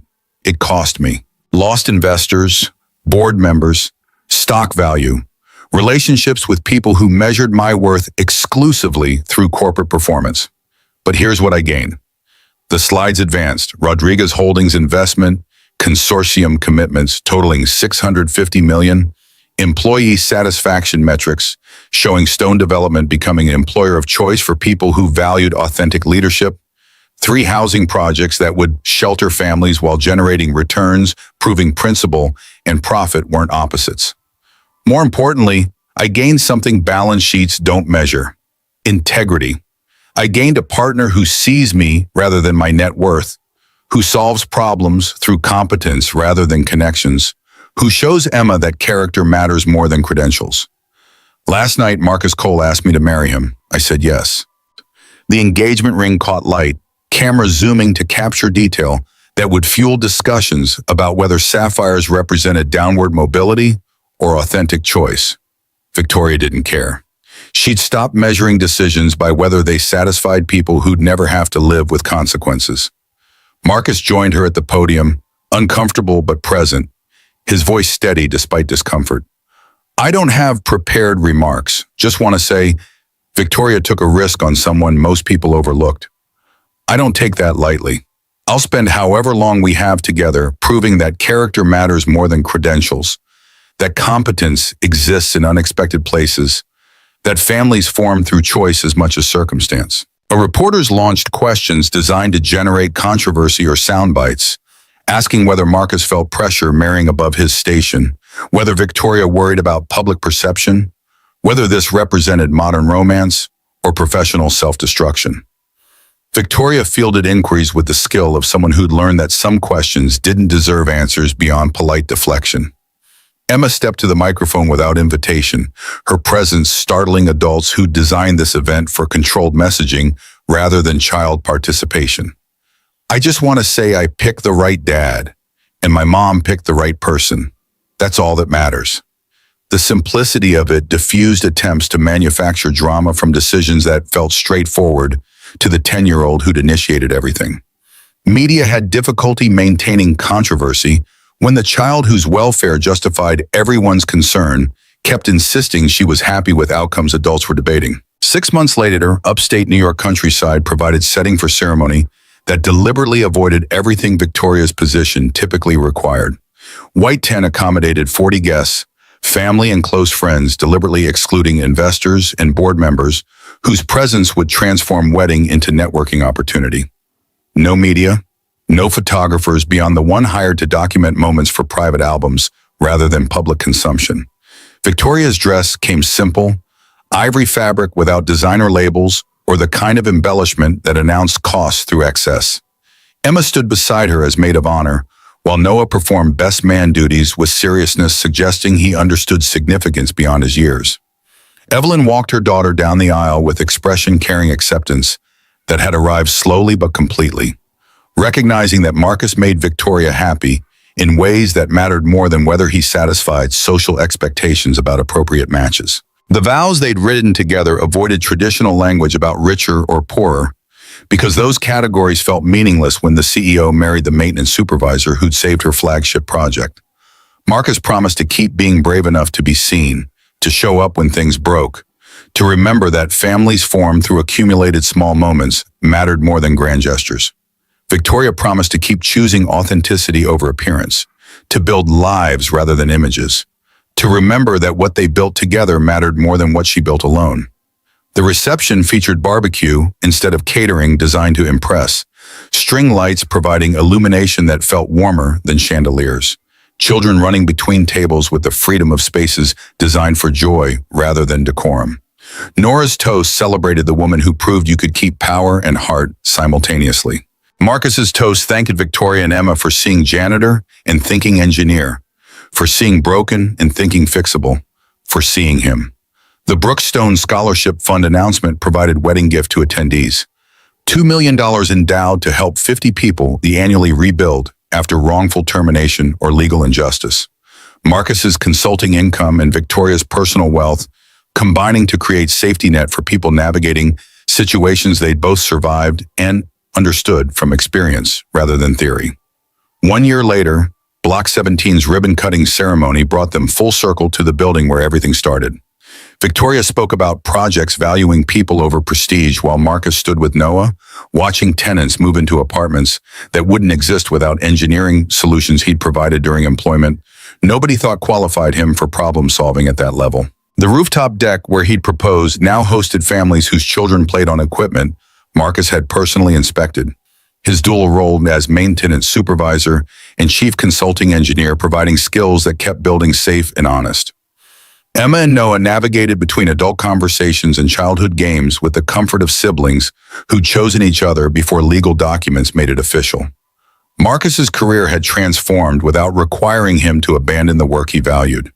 Morning hours in offices solving structural problems for Rodriguez Holdings projects, afternoon hours with tool belt ensuring buildings remained functional for people who trusted infrastructure they rarely thought about until it failed.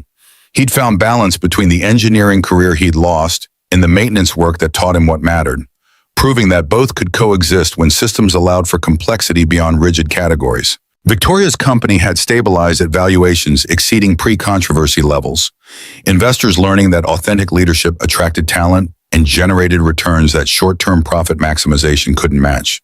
Stone Development had become employer of choice for people who wanted to build careers at companies where principles survived contact with pressure, where doing right things mattered even when expensive. Standing on the roof deck watching the city spread below them, Marcus and Victoria recognized that their story would never satisfy people who measured success exclusively through credentials or social positioning. But they'd built something real from materials others overlooked, competence without pedigree, character without pretense, family formed through choice rather than convention. Marcus spoke first, his voice carrying the quiet confidence of someone who'd learned his worth wasn't determined by others' recognition. Do you miss it?